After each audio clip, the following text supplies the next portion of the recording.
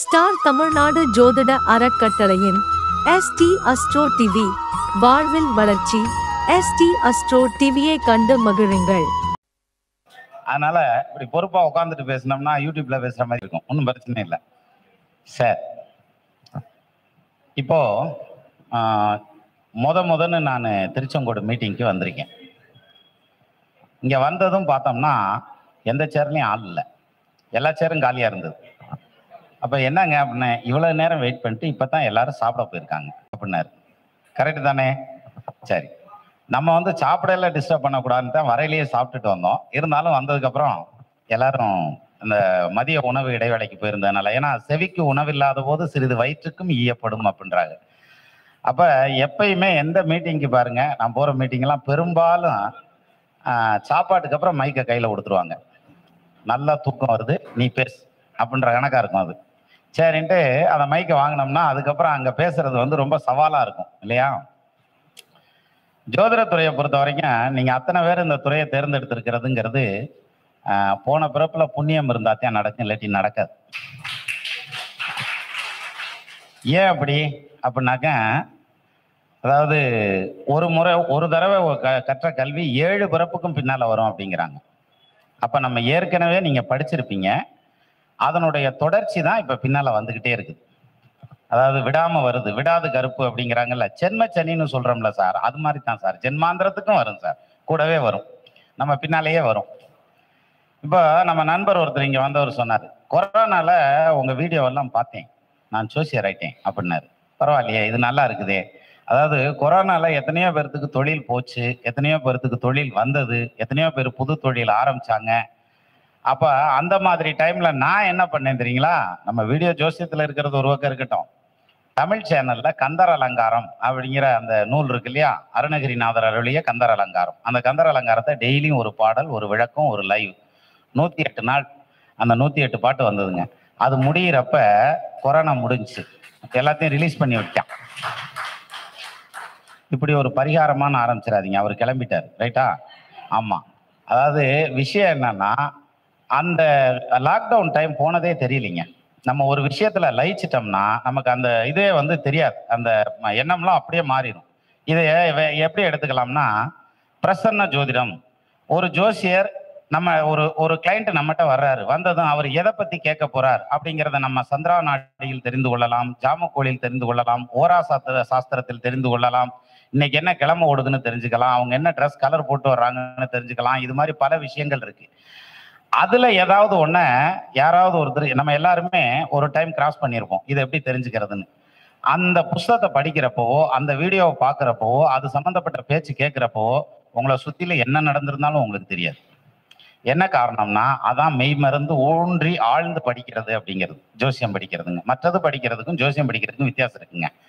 அதாவது எப்படின்னா, 1 2 2 4ங்கிறது 10 வாட்டி படிச்சு மனப்பாடம் பண்ணி எழுதி பார்த்து அப்படி கொண்டு வரணும். ஆனா ஜோதிடம் அப்படி இல்லை. ஒரு தடவை பார்த்து புரிஞ்சிட்டோம்னா கல்மேல் எழுத்து மாதிரி அப்படியே நின்றும், அழியவே அழியாது. சார், செவ்வாய் வந்து கூர்மையான ஆயுதம் அப்படிங்கிறோம், குரு வந்து கோயில் அப்படிங்கிறோம். இதெல்லாம் என்ன 100 வாட்டியா படிச்சீங்க நீங்க? ஒன்றும் இல்லையா? கோயிலுக்கிட்ட போறப்ப சொல்லியிருப்பாங்க, இது குரு அப்படின்னாக்கா ரைட்டு குரு, அவ்வளோதான். அப்படி டக்குன்னு புரிஞ்சுக்கிட்டு படிக்கிறதுங்கிறதுனால டக்குன்னு வந்துடும். சரி, அப்படி படிக்கிறோம். படிக்கிறப்ப என்ன ஆகும்னா, இந்த புஸ்தகத்தை படிச்சா நல்லா வந்துருமா, அந்த புஸ்தகத்தை படிச்சா இன்னும் தெரிஞ்சுக்கலாமா, இன்னொரு புக்கை படிச்சா இன்னும் தெரிஞ்சுக்கலாம். எல்லா புஸ்தகத்தையும் படிச்சு தெரிஞ்சுக்கலாம். எந்த புக்குமே குறையுடையது அல்ல, யார் சொல்ற கருத்தும் குறையான கருத்தே அல்ல. எல்லாமே வந்து நம்ம கற்றது கையளவு அல்லாதது உலகளவன கற்ற கலைமடந்தை ஓதுகிறாள், மெத்த வெறும் பந்தயம் கூற வேண்டாம், புலவர்கள் எறும்பும் தன் கையால் எஞ்சான்கிறான். அப்போ நம்ம கற்றது கையளவுதான் கற்றிருப்போம், நமக்கு தெரியாதது உலகம் பூரா இருக்கு. அப்ப எவ்வளவு நாள், அதனாலதான் ஜகத் குரு அப்படின்னு ஒருத்தர் சொன்னாங்க. யாரு? நம்ம இவர் காஞ்சி சங்கராச்சாரியார் இருக்கார் பாருங்க, அவர் வந்து ஜகத் குருமாங்க. அப்படின்னா நம்ம மீனிங் எப்படி எடுத்துக்கிறோம்? இந்த ஜகத்துக்கே குருவானவர் அப்படின்னு எடுத்துக்குவோம் இல்லையா? உலகத்துக்கே குருவானவர் அப்படின்னு எடுத்துக்குவோம். இந்த கேள்வியோட தான் ஒரு வெள்ளைக்காரன் வந்திருக்கேன் அவர்கிட்ட. உலகத்துக்கே குருவானவர்னு நீங்க சொல்றீங்க, ஆனா நான் கிறிஸ்டியானிட்டியை ஃபாலோ பண்றேன், எனக்கு குருநாதர் இன்னொருத்தர் இருக்கார், அவர் தான் எங்க குரு, ஆனா நீங்க எனக்கு சேர்த்து சொல்றீங்க அப்படின்னதும் அவர் கோவப்படல. வா வா உட்காரு, ஒன்னியத்தையும் தேடிக்கு இருந்தேன் அப்படின்ட்டு. அப்படி இல்லை, அது அர்த்தம் ஜெகத் குரு அப்படின்னா உனக்கு குரு யாரு இன்னாருன்னு பேரை சொல்றாரு, அந்த சாமியார் தான் எனக்கு குரு. சரி, இன்னொருத்தருக்கு குரு இன்னொரு சாமியார் இருப்பாரு. அது மாதிரி எனக்கு குரு இந்த உலகம், இந்த உலகத்துல இருந்து நான் கத்துக்கிறேன், எனக்கு குரு இந்த உலகம் அப்படின்னு சொல்லி சொன்னாராம். அப்ப நம்ம குருநாதரை பத்தி நம்மளே பேச மாட்டோம் நிறைய இடங்கள்ல. ஏன்னா நம்ம திறமையானவனா காமிக்கணுமா, அதனால நம்ம குருநாதரை பத்தி நம்மளே பேச மாட்டோம். ஆனா அவர் வந்து உலகத்தையே குருவா எடுத்துக்கிட்டேன் அப்படின்னு சொல்லி சொன்னார் பாருங்க. அது மாதிரியான ஒரு அந்த மனோநிலைக்கு நம்ம வந்து சேரணும். படிக்கிறதெல்லாம் சரி, எல்லாம் படிச்சுக்கலாம். சரியா? பேசுறப்பெல்லாம் இப்போ ஒரு ஜாதகத்தை போட்டு இதுல சங்கத்துல எல்லாம் மீட்டிங்ல எல்லாம் சொல்லுவாங்க, அல்லது யூடியூப்ல எல்லாம் ஒரு எடுத்துக்காட்டு ஜாதகங்கள்லாம் வச்சு சொல்லுவாங்க. கேட்குறப்பவும் பார்க்குறப்பவும் லாஜிக்கலா கரெக்டா மேட்ச் ஆகுற மாதிரியே வரும், பர்ஃபெக்டா இருக்கிற மாதிரி இருக்கும். நம்ம ஜாதகத்தை எடுத்து நம்ம முடிவு சொல்லணும். ஏன்னா கிளைண்ட் வந்து நம்மகிட்ட ஜாதகத்தை கொடுத்துட்டு நம்ம மூஞ்சியவே பார்த்துட்டு இருப்பாங்க. எப்படி எஸ்எல்சி 10வது பாஸ் பண்ண போறோமா பாஸ் பண்ணலையாங்கிற கண்டிஷன்லயே பார்த்துட்டு இருப்பான் மூஞ்சிய. அப்ப நம்ம கரெக்டா சொல்லணும்ல, இதை எங்க இருந்து ஆரம்பிக்கிறது, எப்படி ஆரம்பிச்சு வர்றது. ஆக்சுவலா இப்பவாது இத்தனை மீட்டிங் நடக்குதுங்க, இத்தனை பேர் சொல்றாங்க. ஆனா முந்தியெல்லாம் அந்த மாதிரிலாம் கிடையாது. யாரோ 4 பேர் சேர்ந்து உட்காந்துக்குவாங்க. விடிய விடிய அப்பெல்லாம் நைட்டு கடை இருக்கும், விடிய விடிய டீ கடை இருக்கும்.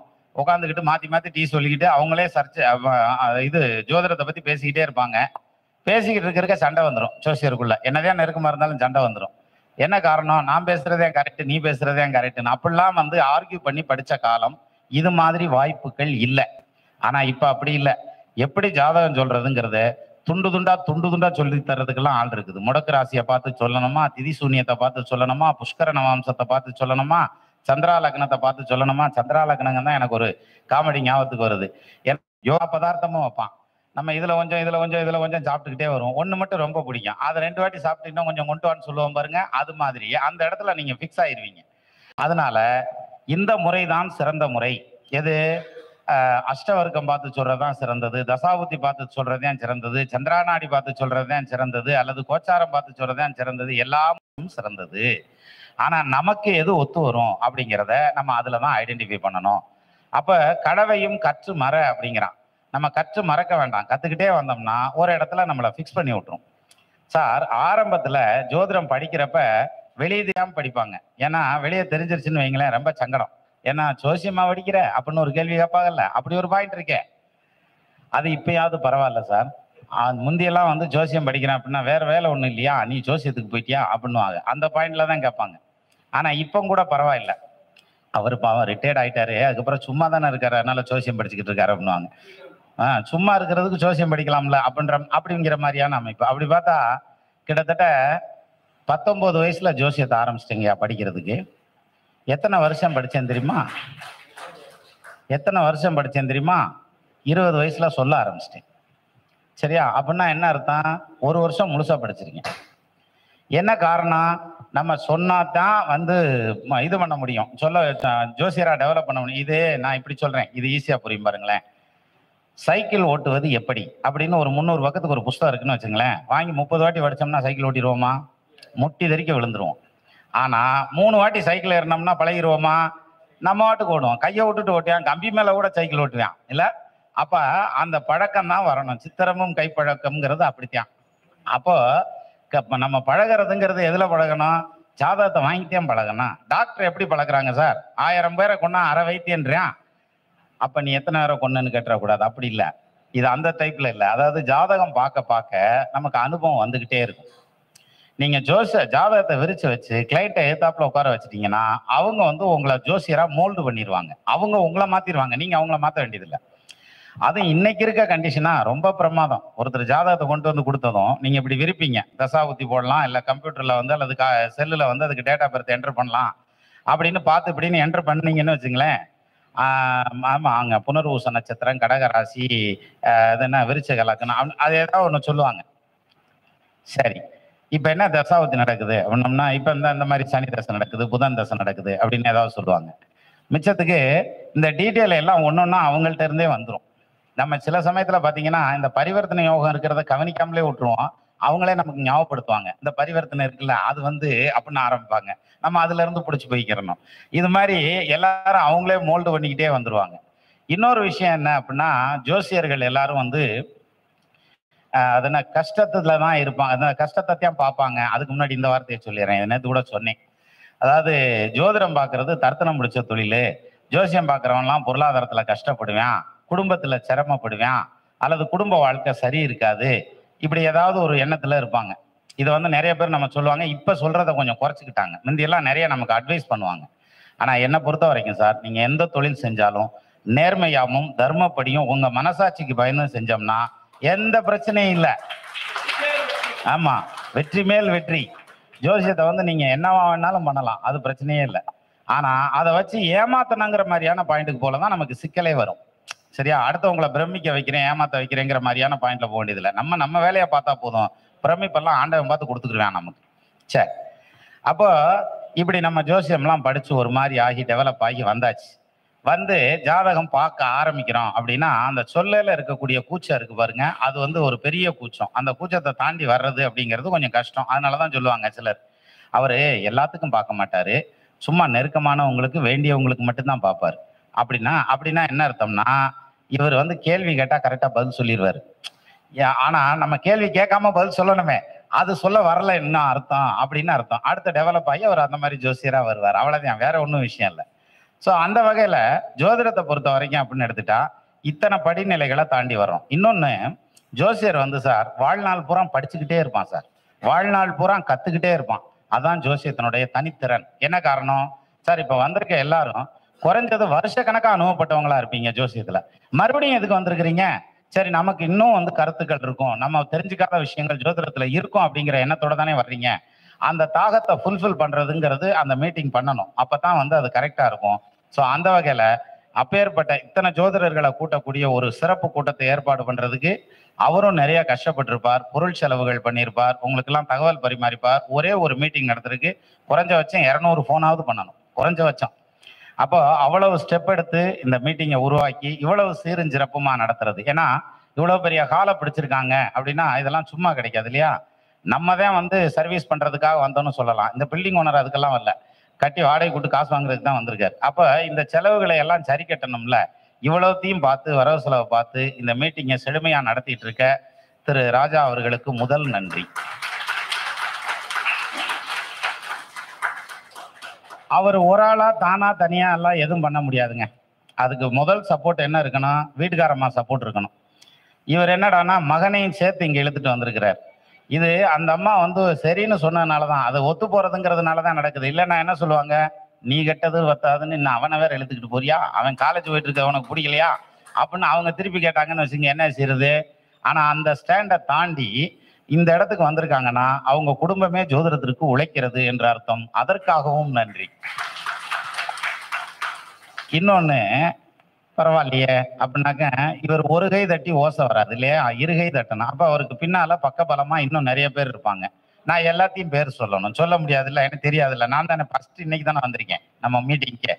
அதனால அந்த திரைமறைவில் நிற்கக்கூடிய அத்தனை நண்பர்களுக்கும் ஜோதிட ஆர்வலர்களுக்கும் நன்றி. சரியா? இப்படி நம்ம கொடுக்குற அந்த கைதட்டும் உற்சாகமும் அவங்கள வந்து இன்னும் கொஞ்சம் நல்லா செய்யலாம் அப்படிங்கிற அந்த ஒரு வேகத்தை கொண்டு வந்து கொடுக்கும். கண்டிப்பா பாருங்க, நீங்க அவருக்கு தட்டுற தட்டுல என்னைய பேச விட மாட்டீங்க போல இருக்கு. அதாவது அவருடைய அந்த உழைப்பு அப்படிங்கிறத அடுத்தடுத்து கொண்டு வரணுங்கிற எண்ணம் வருது இல்லையா? அப்படி வர வர ஒரு மீட்டிங்கும் பாருங்க மெருகு ஏறிக்கிட்டே தான் வரும். இந்த ஆரம்பிச்சதுல இருந்து இப்ப வரைக்கும் பாத்தீங்கன்னா மெருகு ஏறிக்கிட்டே தான் வரும். சரி, இப்ப அடுத்த ஸ்டெப்புக்கு வரும். இந்த சிறப்பு அழைப்பாளர்கள் சின்ராஸ் ஐயா வர்றாரு திண்டுக்கல்ல இருந்து, எல்லாரும் வாங்க வந்து கேளுங்க அப்படின்னு சொல்றாங்க இல்லையா? இதை எத்தனை நாளைக்கு சொல்லிக்கிட்டு இருப்பீங்க நான் தெரியாம கேட்கிறேன். அதாவது நம்மளும் மைக் பிடிச்சி பேச வேணாமா? மாபெரும் சபைதனில் நீ நடந்தால் உனக்கு மாலைகள் விழ வேண்டும், ஒரு மாற்று குறையாத மன்னவன் இவன் என்று போற்றி புகழ வேண்டும்ன்றாங்கல்ல. அப்ப என்ன இவங்க மட்டும் மைக்கு பிடிச்சி பேசுறாங்க, நம்ம பேச முடியாதா? அப்ப நீங்களே உங்க சங்கத்துக்குள்ள நம்ம ஆளுகளே வந்து நின்று பேசணும். நான் என் சங்கத்துல கூட அப்படித்தான் சொல்லுவேன், நம்ம ஆள் பேசு, நம்ம தான் சிறப்பு விருந்தினர், அதுக்கப்புறம் தான் மற்ற விருந்தினர். அப்போ அடுத்து மீட்டிங் நடந்துச்சுன்னா நீங்களே சிறப்பு விருந்தினரா வந்து மைக்கை பிடிச்சி பேசணும். சரியா? அது ரொம்ப முக்கியம். அதெல்லாம் பேசிடுவேன், கீழே உட்காந்து பேசுறதுன்னா பேசிடுவேன். ஆனா அந்த மேல வந்து நின்று பேசலதான் அம்புட்டு பயிலும் குறுன்னு என்னையவே பாக்குறாங்க அப்படின்ற மாதிரி இருக்கும். அப்படி இல்ல, பல மேடைகளை பாக்குறப்ப ஆட்டோமேட்டிக்கா அந்த திறன் வந்துடும். மேடை பேச்சுங்கிறது ஒன்றும் பெரிய விஷயம் இல்லைங்க, ஈஸியா வந்துடும். அண்ணாதுரையை பத்தி அண்ணாதுரைட்ட தான் கேட்டாங்களா, அவர் தான் பிரமாதமா பேசுவார் மேடை பேச்சு. அவர்கிட்டயும் கேட்டாங்களாம் எப்படி பேசுறதுன்னு. ஏத்தாப்புல உட்காந்துருக்கலாம் எதுக்கு மனுஷன் நினைக்கிற, அது ஏதோ ஆடு மாடு நிக்குதுன்னு உன் பாட்டுக்கு பேசு அப்படின்னு சொல்லி சொன்னாராம். இருக்குங்க, பதிவுல இருக்கு. நான் அப்படி நினைச்சு பேசல, நான் ஜோசியர் உட்காந்துருக்காங்கன்னு தான் பேசுறேன். சரியா? ஸோ அந்த வகையில இந்த மேடை பேச்சு அப்படிங்கிறது வந்து அந்த கலை அப்படிங்கிறது ஒரு சப்ஜெக்டா வந்துகிட்டே இருக்கணும். ஆரம்பத்துல வராது. நம்ம என்னென்னமோ பேசணும்னு நினைச்சுக்கிட்டு மேடையில வந்தேன், ஆனா பாதி இதை விட்டுட்டேன் அப்படிங்கிற அனுபவம் நம்மள எல்லாத்துக்குமே இருக்கும் சார். ஏன்னா எல்லாரும் ஒரு சந்தர்ப்பத்துல மேடை ஏறி இருப்பீங்க, சரியா? அப்ப இந்த டைம்ல என்ன பண்ணனா, ஒரு காயத்தை எடுத்து குறிச்சு வச்சுக்கிற வேண்டியதான். எது எது மறந்து போகாம இருக்கணுங்கிறதுக்கெல்லாம் குறிச்சு வச்சுட்டு பேசினோம்னா பேசிடலாம். இப்ப ஒரு சின்ன எடுத்துக்காட்டு சொல்றேன். நம்ம நேத்தம் தானத்தை ஒரு வீடியோ போட்டிருந்தப்போ ஒரு கமெண்ட் ஒன்று வந்துருந்துச்சு. நவகிரகங்களை நான் பழி வாங்க வேண்டும், வழி இருந்தால் சொல்லுங்கள் அப்படின்னு. நிஜமாங்க, கமெண்ட் இருக்கு சேனல்ல, அப்படியே இருக்கு. நவகிரகங்களை நான் பழி வாங்க வேண்டும், வழி இருந்தால் சொல்லுங்க. ரொம்ப சிம்பிளான வழி. என்ன நான் பதில் சொல்ல இனிமேத்தையும் சொல்ல போறேன். என்ன வழி தெரியுமா? நவகிரகங்களை பழி வாங்குவதற்கு மண்டே போட்டா செத்து போனான்னா அது ஒண்ணுமே செய்ய முடியாது. அவனை எழுப்பி வச்சா அடிக்க, அட 7.5 சனியாவே இருக்கட்டும், எழுப்பி உட்கார வச்சா அடிக்க, இல்ல அப்போ உசுரோட இருக்கிற வரைக்கும் தான் நவகிரகங்கள். அதை பழி வாங்குறதுக்கு அது ஒண்ணுதான் வழி அப்படின்னு சொல்லுவாங்க. அது மாதிரி அதே மாதிரி நம்ம இந்த ஜோதிடத்துல வந்து சில விஷயங்களை படிச்சுக்கிட்டே இருப்போம் சார். இப்ப வரையில கூட டிஸ்கஸ் பண்ணிக்கிட்டு தான் வந்தோம். அதாவது 12ஆம் இடம் இடது பாதம், 2ஆம் இடம் வலது பாதம். இப்படியே பேசினா எல்லாம் தூங்கிடுவீங்க. இருந்தாலும் நான் சப்ஜெக்டும் சொல்லணும்ல, ஒண்ணுமே சப்ஜெக்ட் சொல்லலன்னு வந்துடக்கூடாது. அதனால இடது பாதம் வலது பாதம் அப்படின்னு 2 சொல்றாங்க. அப்ப இன்னொருத்தர் நண்பர் கூட வந்தவர் தான் சொன்னாரு, இல்ல சார் இடது பாதம் வலது பாதம் ரைட்டு, இருந்தாலும் வந்து முழங்கால் அப்படிங்கிறது வந்து 11ஆம் இடத்தை குறிக்கும் அப்படின்னு. அவர் என்னன்னாரு, இல்ல அந்த பாதத்திலேயே 2ஆ பிரிச்சு இடது பக்கம் இது வலது பக்கம் அது 2 இது 12 இது அப்படின்னு ஒரு ஆர்குமெண்ட் மாதிரி சொல்லிட்டு வந்தாரு. ஆர்குமெண்ட் இல்ல, அது வந்து ஒரு டிஸ்கஷன். அப்போ இதுல பாருங்க, சூரியன் அப்படின்னு சொன்னதுமே நமக்கு என்ன ஞாபகத்துக்கு வரும்? தகப்பனார், தலைமை பொறுப்பு, சிவந்த நிறமுள்ளவர், அதிகாரம் மிக்கவர், அப்புறம் சொட்ட தலையா இருப்பார். ஓ இப்படி வேற இருக்கா அப்படின்னு அதான் அந்த பாயிண்ட் வருது. அப்புறம் வலது கண்ணை குறிப்பவர், இப்படின்னு சொல்லிக்கிட்டே போறோம்ல. சூரியனோட பாவகிரக சம்பந்தம் இருக்கு. அதாவது பாவகிரகத்தினுடைய நட்சத்திரத்துல இருக்கு, இல்லது பாவகிரகத்தோட தொடர்புல இருக்கு, பார்வையில இருக்குன்னு வச்சுங்களேன், ஒன்றும் பிரச்சனை இல்லை. அவங்க வீட்டுல வலது பக்க ஜன்னல் பாருங்க சாத்தியே வச்சிருப்பாங்க, திறக்க மாட்டாங்க, சரியா? அதே இது சந்திரனோட அந்த மாதிரி ஒரு பாவகிரகம் தொடர்பாகுதுன்னு வைங்களேன், இடது பக்க ஜன்னல் வச்சிருப்பாங்க. அது முன்னாடி 1008 டப்பா வச்சிருப்பாங்க, அந்த திறந்தா மொத்தமும் கீழே விழுகிற மாதிரி வச்சிருப்பாங்க. அந்த ஸ்டைல்ல இருக்கும். சரி, இப்ப இதே இது சுக்கிரன் எடுத்துக்கோங்க. சுக்கிரன் வந்து ராகுவோட இருக்கு அப்படின்னு வச்சுக்கோங்களேன், பாத்ரூம் ரொம்ப நீட்டா மெயின்டைன் பண்ணுவாங்க. அதே சுக்கிரன் கேதுவோட இருக்குன்னு வச்சுக்கோங்களேன், நீங்க உள்ள ஓடிங்கன்னா உங்களுக்கு நிக்கிறதுக்கு இடம் இருக்காது. அந்த கண்டிஷன்ல ஒரு சுருக்கமான இடத்துல தான் வச்சிருப்பாங்க அப்படின்ற மாதிரி. இன்னொரு சின்ன எடுத்துக்காட்டு சொல்றேன். இப்போ சுக்கிரன் மேல வந்து வேண்டாம், சனி மேல இப்ப ஒருத்தர் ஜாதகம் கொண்டு வர்றாருயா, அந்த ஜாதகத்துல அவருக்கு சனி எங்க இருக்கோ அந்த இடத்து மேல இப்ப வந்து இது போகுது, கோச்சார சந்திரன் போயிட்டு இருக்காருன்னு வச்சுக்கோங்க. ஒண்ணும் இல்லை, சிம்பிளா சொல்லுங்க, வீட்டுல வந்து எண்ணெய் தீர்ந்து போச்சு, அநேகமா வாங்கிட்டு போக வேண்டியது வரும், நீங்க எதுக்கும் போன் பண்ணி கேட்டுக்குங்க அப்படின்னு சொல்லி பாருங்க. உண்மையிலேயே சார் எண்ணெய் தீர்ந்து போயிருக்கும். ஏன்னா சனி வந்து எண்ணெய், சரியா? ஆனா நம்ம என்ன நினைப்போம், சனிக்கு வந்து செருப்பு இல்லையா, அப்ப செருப்பை மாத்தினியா அப்ப நீட்டா, அப்ப பக்கத்துல ரீசெண்டா மாத்தினியா அப்படின்னா ஆமான்னு கேட்பாங்க. செருப்பு தொலைஞ்சுதா அப்படின்னு கேளுங்க, ஆமான்னு சொல்லுவாங்க. அப்ப அந்த செருப்பு எங்க தொலைஞ்சது? குரு அதை பாக்குதா? கோயில்ல தொலைஞ்சது. சுக்கிரன் அதை பாக்குதா? கல்யாண மண்டபத்துல தொலைஞ்சது. அதே சுக்கிரன் வந்து சரராசியில இருந்து பாக்குறாரா? வண்டியில எங்கிட்டாவது விட்டுருப்பாங்க, பஸ்ல விட்டுட்டு வந்திருப்பாங்க. ஸோ இது இப்படியே டெவலப் பண்ணிட்டே போக வேண்டியதானே? சரி, இன்னொரு விஷயம் சொல்றேன். ராகுவுக்கும் கேதுவுக்கும் பலன் எடுக்கிறது எப்படி? இப்ப மற்ற கிரகங்களுக்கு பலன் எடுக்கிறதுங்கிறது ரொம்ப சிம்பிளா எடுத்துடலாம். சூரியனுக்கா சிம்மம், எனக்கு சிம்மம் இத்தனாவது வீடு, சந்திரனுக்கா கடகம், கடகம் எனக்கு அத்தனாவது வீடு அப்படின்னு எடுத்துக்கிட்டே இருக்கலாம் இல்லையா? தகப்பனை குறிக்குது, தாயை குறிக்குது, பக்கத்து வீட்டுக்காரனை குறிக்குதுன்னு ஏதோ ஒன்று குறிக்குதுன்னு எடுத்துக்கிட்டே இருக்கலாம். ஆனா இந்த ராகு கேதுக்கு எடுக்க முடியாது சார். என்ன காரணம்? அதாவது இருக்கிறது சொந்த வீடு, நம்ம வீடு தாங்க வாங்கன்றோம்ல. இப்ப கல்யாணத்துக்கெல்லாம் போனோம்னா என்னங்க எங்க அப்படின்னா, இது நம்ம வீடு தாங்க வாங்கன்றோம்ல. அது மாதிரி அந்த எங்க உட்காந்துருக்கா அது அதுக்கு சொந்த வீடு. அப்ப இதுக்கு எப்படி பலன் எடுக்கிறது? அப்கோர்ஸ் நான் வந்து வீடியோல சொல்லியிருக்கேன் இந்த விஷயத்த, இருந்தாலும் அதை இன்னொரு தடவை ரிவீல் பண்ணிடுறேன் இந்த இடத்துல, ரொம்ப கிளியரா புரியும். இப்ப பாருங்க, ராகுவை எடுத்துங்க. ராகுவுக்கு ரிஷபத்துல ராகு இருக்காருன்னு வச்சுக்கிருவோம் ஒரு எடுத்துக்காட்டுக்கு. இந்த ராகு திசை நல்ல திசையா கெட்ட திசையா அப்படின்னு எப்படி பாக்குறது? நான் சொல்றது லக்னம் வந்து எது வேணாலும் இருக்கட்டும், இடபமே தனுசேயனும் இல்லை முன் மேஷமேனும் நடமுறு இந்த மூன்றில் லக்னம் எதுவென்றாலும் இடமதில் சனி செம்பாம்பு இருந்திடில் புலவனாவான்னு புலவனுக்கு ஒரு கவி சொல்றான். அது மாதிரி எந்த லக்னமா வேணாலும் இருக்கட்டும், ரிஷபத்துல வந்து ராகு இருக்கு. அந்த ராகு நல்ல திசையா கெட்ட திசையா? ஈவன் ராகு 8ஆம் இடமா இருந்தாலும் சரி, 6ஆம் இடமா இருந்தாலும் சரி, 12ஆம் இடமா இருந்தாலும் சரி, நல்லது செய்யும். எப்ப நல்லது செய்யணும் பார்க்க போறோம். எப்படி? அந்த ராகுவுக்கு வீடு கொடுத்தது யாருன்னு பாருங்க, சுக்கிரன், ரைட்டா? அந்த ராகுவுக்கு நட்சத்திர சாரம் கொடுத்தது யாருன்னு பாருங்க. ஒரு எடுத்துக்காட்டா ரோகிணி நட்சத்திரம்னு வச்சுக்கிருவோம். அப்ப சந்திரன். இப்போ இந்த சுக்கிரனும் சந்திரனும் இந்த 2 பேர் இருக்காங்கல்ல, ராகுவை விட்டுருங்க. இந்த சுக்கிரனும் சந்திரனும் தான் deciding authority for next 18 years of development are irrelevant development. எதுனாலும், அதாவது கெட்டு போனனாலும் நல்லா இருக்கணும்னாலும் அந்த ராகு தசை 18 வருஷத்தை டாமினேட் பண்ண போறது இந்த சுக்கிரனும் சந்திரனும் மட்டும்தான். இப்போ இது ஒரு ஐடியா புரிஞ்சிருச்சா? இப்போ அடுத்த பாயிண்ட்டுக்கு வாங்க. சுக்கிரனும் சந்திரனும் தங்களுக்குள்ள சஷ்டாஷ்டமா இருக்காங்கன்னு வச்சுக்கோங்க. இந்த ராகு தசை பெருசா ஒன்றும் ஒர்க் அவுட் ஆகாது. சரியா? சுக்கிரனும் சந்திரனும் 6, 8, 12ன்னு தங்களுக்குள்ள இருக்காங்க. இந்த ராகு தசை ஒர்க் அவுட் ஆகாது. 2 பேரும் ஒருத்தர் பார்த்துக்கிறாங்க.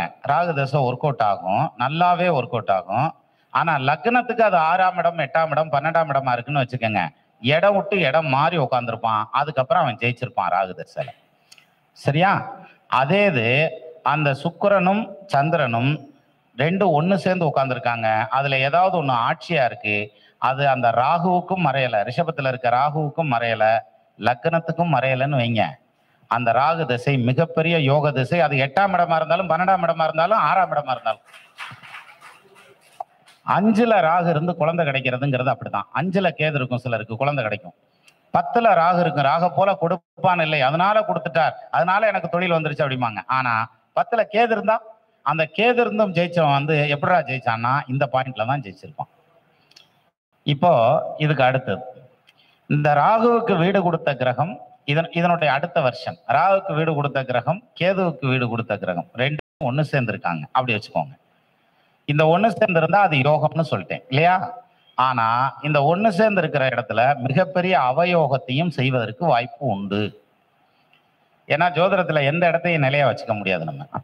சரி, எப்போ அந்த மாதிரியான பிரச்சனைகள் வரும் அப்படின்னா, இந்த நட்சத்திர சாரம் கொடுத்த கிரகமும் வீடு கொடுத்த கிரகம், நம்ம எடுத்துக்காட்டுல சொன்னது ரிஷபம். ரிஷபத்துல ராகு, அங்க சுக்கிரனும் சந்திரனும் சுக்கிரனும் ஒரே இடத்துல ஒரே நட்சத்திரத்துல உட்காந்துருந்தா போதும். 3 டிகிரிக்குள்ள உட்காரணுங்கிறதுல, ஒரு பாதத்துக்குள்ள உட்காரணுங்கிறதுல, ஒரே நட்சத்திரத்துல உட்காந்துருக்குன்னு வச்சுக்கோங்க. ஒரே எடுத்துக்காட்டு வச்சுக்கிருவோம். கன்னியில உட்காந்துருக்காங்க யாரு? புதனும் சந்திரன். 2 பேருமே உத்தர நட்சத்திரத்துல உட்காந்துருக்காங்க. ஒருத்தர் உத்தர நட்சத்திரம் 1ஆங்கால், ஒருத்தர் உத்தர நட்சத்திரம் 4ஆங்கால்னு கூட வச்சுக்கோங்க. அப்ப இந்த ராகு திசை மிகப்பெரிய டிராஜடியை அந்த ஜாதகனுக்கு கொடுக்கும். சரியா? ஐயா சொன்னாங்க, பரமபதம் எடுத்து விளையாடி பாருங்க. விளையாடி பார்த்தோம்னா நம்ம பாம்புல சிக்கிறமா சிக்கலையான்னு. என்னை பொறுத்த வரைக்கும் அது கூட விளையாட வேண்டியதில்லை. அதுக்கு போய் ரொம்ப சிரமப்பட்டு கட்டையை உருட்டிக்கிட்டு இருக்கணும். ஜாதகத்தை எடுத்து பார்த்தாலே சொல்லிடலாம், அந்த ராகு திசை சக்சஸ் ஆகும் அல்லது சக்சஸ் ஆகாது அப்படிங்கிற பாயிண்ட். நீங்க இந்த ஃபார்முலா யூஸ் பண்ணி பாருங்க, 100% சக்சஸ் கிடைக்கும். நம்ம சொல்றதுல ராகுவுக்கு சக்சஸ் வருமானு அவன் ஜாதகத்துல தான் பார்க்கணும், நம்ம ஜாதகத்துல தெரியாது. ஆனா 100% சக்சஸ் கொடுக்கும். அப்போ இப்ப புரியுதுங்களா? சப்ஜெக்ட பேசினா எப்படி எல்லாரும் சோகமாயிட்டீங்கன்னு? என்னையா அது? அதுக்குதான் சொல்லுவாங்க, சப்ஜெக்டை ரொம்ப ஆழமாலாம் கொண்டு போக கூடாது, கவனமா கேட்குறீங்களா? ஓ, இதுக்கு அப்படி ஒரு பேர் இருக்கா? பரவாயில்ல, நீங்க நல்ல ஜோசியர்மா, நல்லா சமாளிக்க கத்துருக்கீங்க. சரி, அப்போ ஜோதிடத்தை பொறுத்த வரைக்கும் அப்படின்னு எடுத்துக்கிட்டா, முந்தி சொல்லுவாங்க, இந்த ஜோசியர் வந்து எந்தெந்த காலத்துல என்னென்ன நடக்கும் அப்படிங்கிறத வந்து தெளிவா எழுதி கொடுப்பாருங்க நோட்ல. அப்படிலாம் எங்க தாத்தனுக்கு ஜாதகம் எழுதியிருந்தாங்க அப்படின்னு சொல்லி இத்தனை புஸ்தகத்தை தூக்கிட்டு வருவாங்க.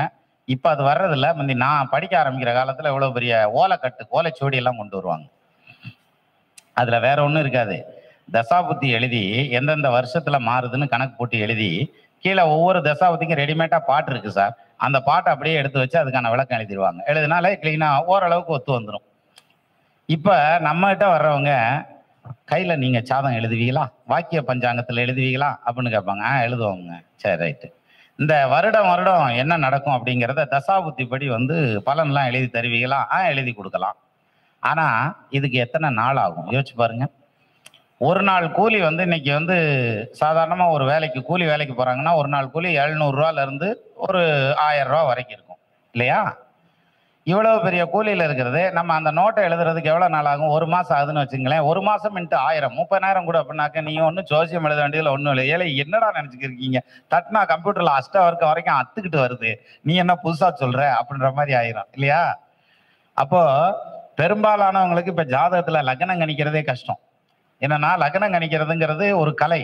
நம்ம இதுல ஆதி அந்தம் பரம நாளிகை, செல் நாளிகை, இருப்பு நாளிகை எடுத்து பார்த்தவங்களுக்கு தெரியும். அந்த அந்த கணக்கு போட்டு பார்த்தவங்களுக்கு தெரியும். கால்குலேட்டர் இல்லாம ஒன்றும் வேலை நடக்காது. அதுக்கும் முன்னால கால்குலேட்டருக்கு முன்னாடி நாங்க கையில தாங்க ஓட்டுக்கிட்டு இருந்தோம். கால்குலேட்டர் வச்சு நான் அப்ப கணக்கு போடுவேன். ஓரளவுக்கு பழகினதுக்கு அப்புறம் பாக்கெட் கால்குலேட்டர், இப்ப செல்லு மாதிரி அதை பாக்கெட்ல வச்சுட்டு கணக்கு போட்டா அன்னைக்கு இருக்க ஜோசியர்கள் என்ன சொல்லுவாங்கன்னா, இவர் பெரிய விஞ்ஞானி, மிஷின்லாம் வச்சுட்டு என் கணக்கு போடுவாரு அப்படின்னுவாரு அப்படின்னுவாங்க. நான் அந்த பேச்செல்லாம் கேட்டிருக்கேன். சரியா? ஆனா இன்னைக்கு அப்படி இல்லை. நமக்கு ஜாதகம் கணிக்கிறதுல எந்த வேலையும் இல்லை. அவ்வளவு வேலையும் அந்த சாஃப்ட்வேர் இன்ஜினியரே பார்த்துக்கிறான். அவன் நைட்டு பகலாக உட்காந்து கோடிங் அடிச்சு அதெல்லாம் டெலிவரி கொடுத்துட்றான் நமக்கு. அப்போ டேட்டா பர்த் டைம் மட்டும் என்ட்ரி பண்ணா போதும். எந்த பலன் வேணுமா, ஷட்வர்க்க பலன்லாம் கூட, ரூபமெல்லாம் கூட போட்டு டேபிள் போட்டாங்க. அப்ப நம்ம எதுலனாலும் எடுத்து கடகடன்னு பலன் சொல்ல ஆரம்பிச்சிடலாம். அப்ப ஜோசியம் படிக்கிறது முன்ன விட இப்ப ரொம்ப ஈஸி சார். அதனாலதான் ஜோதிடர்கள் இந்த அளவுக்கு, அதாவது எங்க பார்த்தாலும் ஜோதிட கிளாஸ், ஜோதிட மாநாடு, ஜோதிட வகுப்புகள், அப்புறம் ஒரு டைட்டிலுக்குமான ஒரு ஜோதிட கிளாஸ், இந்த மாதிரி நிறைய நடந்துட்டு இருக்குது. இதுக்கு இந்த அளவுக்கு ஜோதிடத்துல அவேர்னஸ் வந்தது எதனால அப்படின்னா சார், முக்கியமான விஷயம், சயின்ஸ் வேற, ஜோதிடம் வேற. நம்ம ரெண்டு பேரும் நம்ம எல்லாம் என்ன சொல்லுவோம், இல்ல சயின்ஸும் ஜோசியமும் ஒண்ணுதான் அப்படின்னு பேசிக்கிருப்போம். அது வேற, இது வேற. என்ன காரணம்னா சயின்ஸ் அதாவது இத்தனை கிரகம் இருக்குது, இப்படி சுத்தி வருது, அப்படி சுத்தி வருது, இது பகல் வருது, நைட் வருது, இத்தனை நிலவு இருக்கு அப்படிங்கிறதோட அவன் நிறுத்திட்டு போயிடுவான். அதுக்கு மேல ஒன்றும் இருக்காது. ஆனா அந்த இடத்துல இருந்து நம்மால் ஆரம்பிப்பான். செவ்வாய் வக்கரமாயிருக்கா, அப்ப இவர் இப்படி இருப்பாரு. செவ்வாய் முருகனை குறிக்கக்கூடியது, அவருக்கு 2 சம்சாரம் அப்படின்னா, செவ்வாய் வலுத்துருச்சா டபுள்ஸ் அப்படிமா, கை தட்டுறாரு பாருங்க, எவ்வளவு சந்தோஷமா இருக்காரு பாருங்க. சரி, அப்ப 2 சம்சாரம் அப்படின்னு தைரியமா நம்மால் சொல்லுவான். அவன் ஆராய்ச்சி பண்ண என்ன சொல்லுவான், செவ்வாய்க்கு 2 நிலவுகள் இருக்கிறது அப்படின்னுவான். இப்ப என்ன சார் வித்தியாசம்? எல்லாம் ஒண்ணுதான், நம்மளுடைய ஃபார்முலா வேற. அப்போ சயின்ஸ் எங்க நின்னுக்குதோ அங்க ஆன்மீகம் ஸ்டார்ட் ஆகுது. சரியா? அப்போ நம்ம பலன் சொல்றது அப்படிங்கிறது ஒரு கலை. இப்ப ஒரு சிலர் சொல்லுவாங்க, இந்த இப்ப கூட வந்தப்ப கேட்டப்ப சொன்னாங்க, ஐயா உங்கள் பாட்டிற்கு நான் அடிமை, இந்த பாண்டிய நாடே அடிமை அப்படின்னுவாங்கல்ல, அது மாதிரி உங்கள் பாட்டிற்கு நான் அடிமைன்னு ஒரு நண்பர் சொன்னார். அப்ப நான் பாட்டு பாடி சொல்றேன் அப்படின்றதுனால எல்லாரும் பாட்டு பாடலான்னு ட்ரை பண்ணா அது வருமானா வராது. ஏன் வராது? ஆமா நீ கரெக்டா தான் சொல்ற, நாங்களும் ட்ரை பண்ணி பார்த்தோம் அப்படின்ற மாதிரி இருக்கும் இல்லையா? வராது. ஏன் வராது அப்படின்னா, சார் பாட்டு படிச்சீங்கன்னா பாட்டு வரும், மனப்பாடமா வந்துடும், அதெல்லாம் எழுதி பார்த்து ஏதோ ஒரு வழியில கொண்டு வந்துடலாம். ஆனா வேணுங்கிறப்ப அதை எடுக்கணும்ல. அப்ப ஜென்மத்துல குரு இருக்கு அப்படின்னா, ஜென்மராமர் வனத்திலே சீதையை சிறை வைத்ததும்னு எடுத்தார், நம்ம ஒரு பரிகாரக்காரர் எடுத்தார் இல்லையா? அப்போ இந்த ஒரு இன்சிடென்ட் பார்த்ததுமே பலன் வரணும்ல. நேத்தா இதுல லைவ்ல இடையில ஒருத்தர் ஒரு நண்பர் கேட்டிருந்தாரு, என்ன சன்னியாசி யோகம் யாருக்கு, என் ஜாதகத்துல 5 கிரகமும் 6 கிரகமும் 8ஆம் இடத்துல இருக்குது, நான் சன்னியாசி ஆவனான்னு கேட்டார். அதுக்கு நான் அப்பதான் பதில் சொல்லியிருந்தேன். அதாவது சனியலா தருவர் தேசரும் 10ஆம் ஆதி 4 இடத்துல இருக்க, செப்பிய 4ஆம் ஆதி திரிகோணம் எய்த, பூசலரும் பாம்பல்லாது ஒரு 4 கிரகம் பொருந்தி 10 இருக்கும் போது சன்னியாசியாம். ஓசைக்கு 4ஆம் வீடு முதல் 10ஆம் மனை மட்டும் ஒழியாமல் நிற்க, காசினியில் வாழ்வோர்க்கெல்லாம் தேசிகனையாகி கதித்திடும் சன்னியாசி எனவே கருதல் வேண்டும். வேண்டிடும் செவ்வாய் ரவி மூவர் கூடி விரும்பி 10ஆம் இடத்தில் நிற்க, மின்னார் ஒன்றனுக்கும் ஈண்டியதோர் விரிவில்லா சன்னியாசியாவான். இனிய புதன் கதிரோன் உச்சமாக தாண்டுவிய தானத்தில் சுக்கிரன்மாக சனியொருவனாகி சுக்கிரனை பார்க்க, பூண்டு வரும் ஜன்ம முதல் ஆதி அந்தமாக புகழ்ந்திடும் சன்னியாசி என போற்றிட வீற்றிருப்பான். இப்படி சொல்லிக்கிட்டே போலாம் சன்னியாசி யோகத்துக்கு. சரியா? இப்ப இதை எடுக்கணும்ல, வரணும்ல, நம்ம கேட்கிறப்ப அது வரணும்ல, வராது. அப்ப நீ மட்டும் என்ன திறமசாலியா அப்படின்னு கேட்கறீங்க? அப்படி இல்லை, ஆண்டவன் எனக்கு இந்த மாதிரி கொடுத்துருக்கான், உங்களுக்கு வேற மாதிரி கொடுத்துருப்பான்.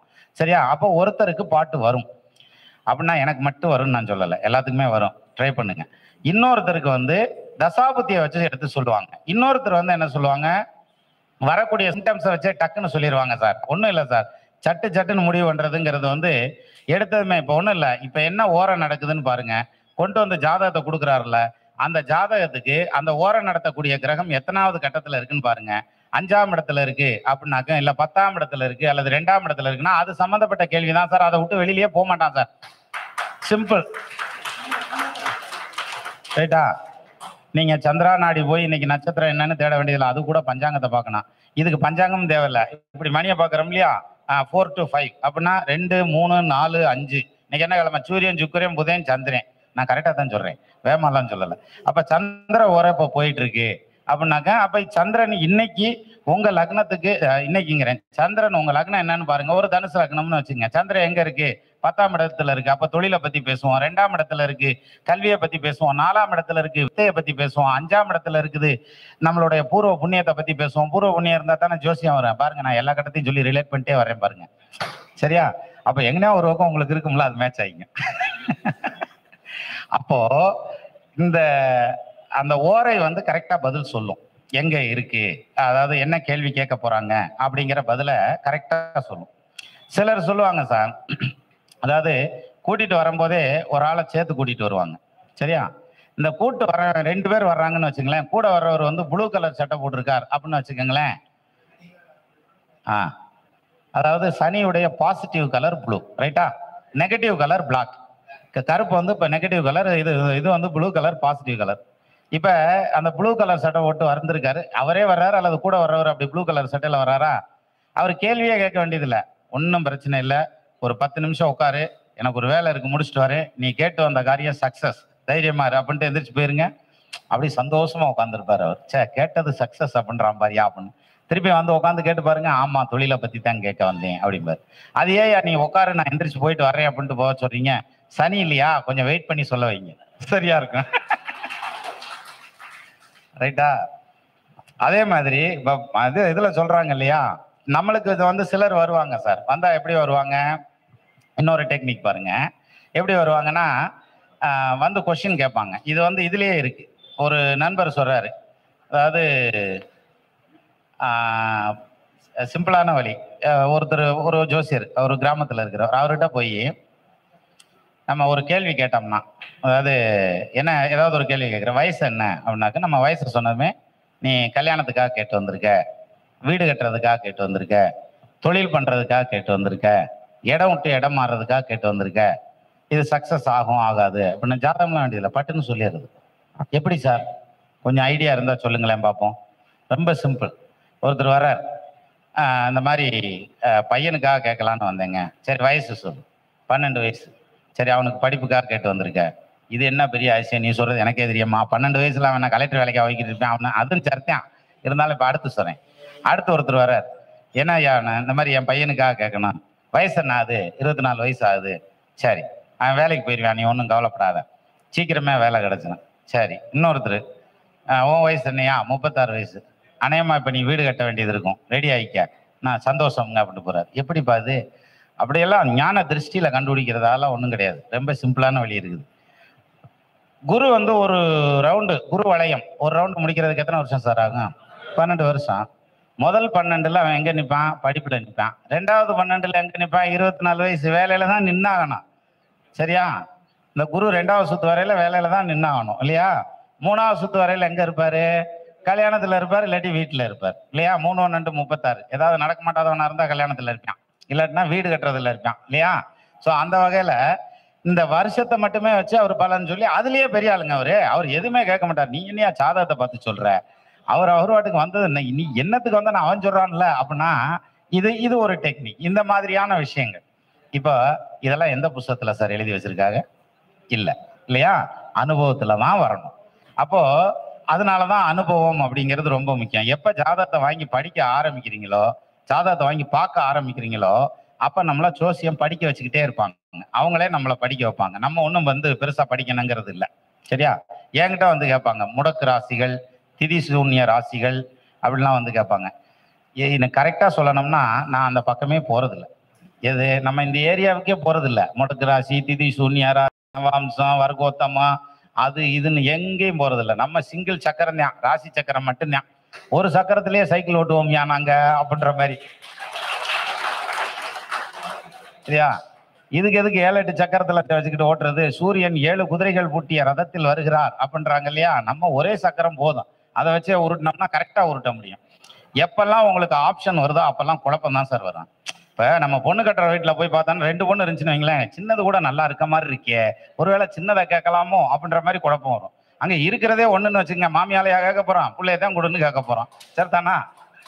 அப்ப சிம்பிளா முடிஞ்சிடும். அப்ப ஆப்ஷன் வச்சா தான் சார் நமக்கு பஞ்சாயத்தே வரும். இதுல சொல்றதா, அதுல சொல்றதா, இதை பாக்குறதா, அதை பாக்குறதா, அந்த குழப்பமே வேண்டாம். ஒன்றை கெட்டியா பிடிச்சிக்கன்னா அது பின்னாலே ஓனம்னா கரெக்டாக ஃபர்ஸ்ட் ஸ்டாண்டுக்கு போய் சேர்த்துரும். அப்போ அதை விட்டுட்டு நம்மால் என்ன பண்ணுவாங்கன்னா, இங்கே நவாம்சத்தில் இங்கே நீசம் பெற்றாலும் அங்கு உச்சம் பெற்றிருக்கிறார். அப்போ வந்து இப்போ உச்சத்துக்கான பலன் எடுக்கிறதா நீசத்துக்கான பலன் எடுக்கிறதா தெரியாது. சரியா?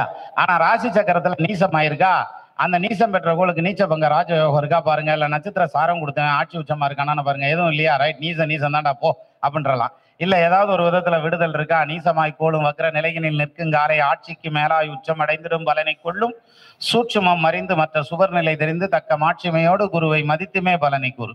அப்ப நீசம் பெற்ற கோளை குரு பாக்குதா, நீங்க வக்ர நிவர்த்தி ஆயிருச்சு. நீசம் பெற்ற கோள் வக்ரம் ஆயிருச்சா, அது நிவர்த்தி ஆயிடுச்சு. நீசம் பெற்ற நீசன் என்ற ராசிநாதன் ஆட்சி உச்சமாகவே நீச்சபங்க ராஜயோகம் பத்தியெல்லாம் அந்த நீச்சபங்க ராஜயோகம் வேலை செய்யுது. அப்ப இந்த ஃபார்முலா அந்த பேசிக் தெரிஞ்சா போதும் நமக்கு. சரிங்களா? இந்த திருவிழால எல்லாம் தவில் வாசிப்பாங்கல்ல, இந்த மேலதாளம்லாம் அடிப்பாங்க, தவில் வாசிப்பாங்க, பிபி ஊதுவாங்கல்ல, அந்த பிபி ஊதுறவங்ககிட்ட முன்னாடி போய் நின்று ஒரு ஐஸ்கிரீம் வாங்கி இப்படி சப்பி பாருங்க, இல்லாட்டி ஒரு புளியை எடுத்து வச்சு பாருங்களேன், நாக்கு கிட்ட வச்சு பாருங்க, அவ்வளவுதான். அது மாதிரி இப்ப நான் பேசிட்டு இருக்கேன், ஒரு மேடையில டீ கொடுத்துட்டு இருக்காரு. இப்ப நான் பேசுறதா இல்ல டீ குடிக்கிறதா இல்ல ஆற வச்சு குடிக்கிறதா?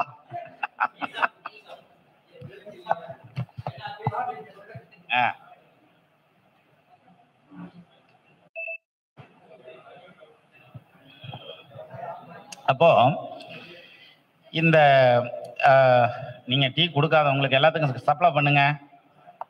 ஆமா, நீங்க பேசுங்க, இந்த டீ எப்படி இருக்குன்னு எங்களுக்கு தான் தெரியும்ன்ற மாதிரி இருக்கு. மேபி இருக்கலாம்.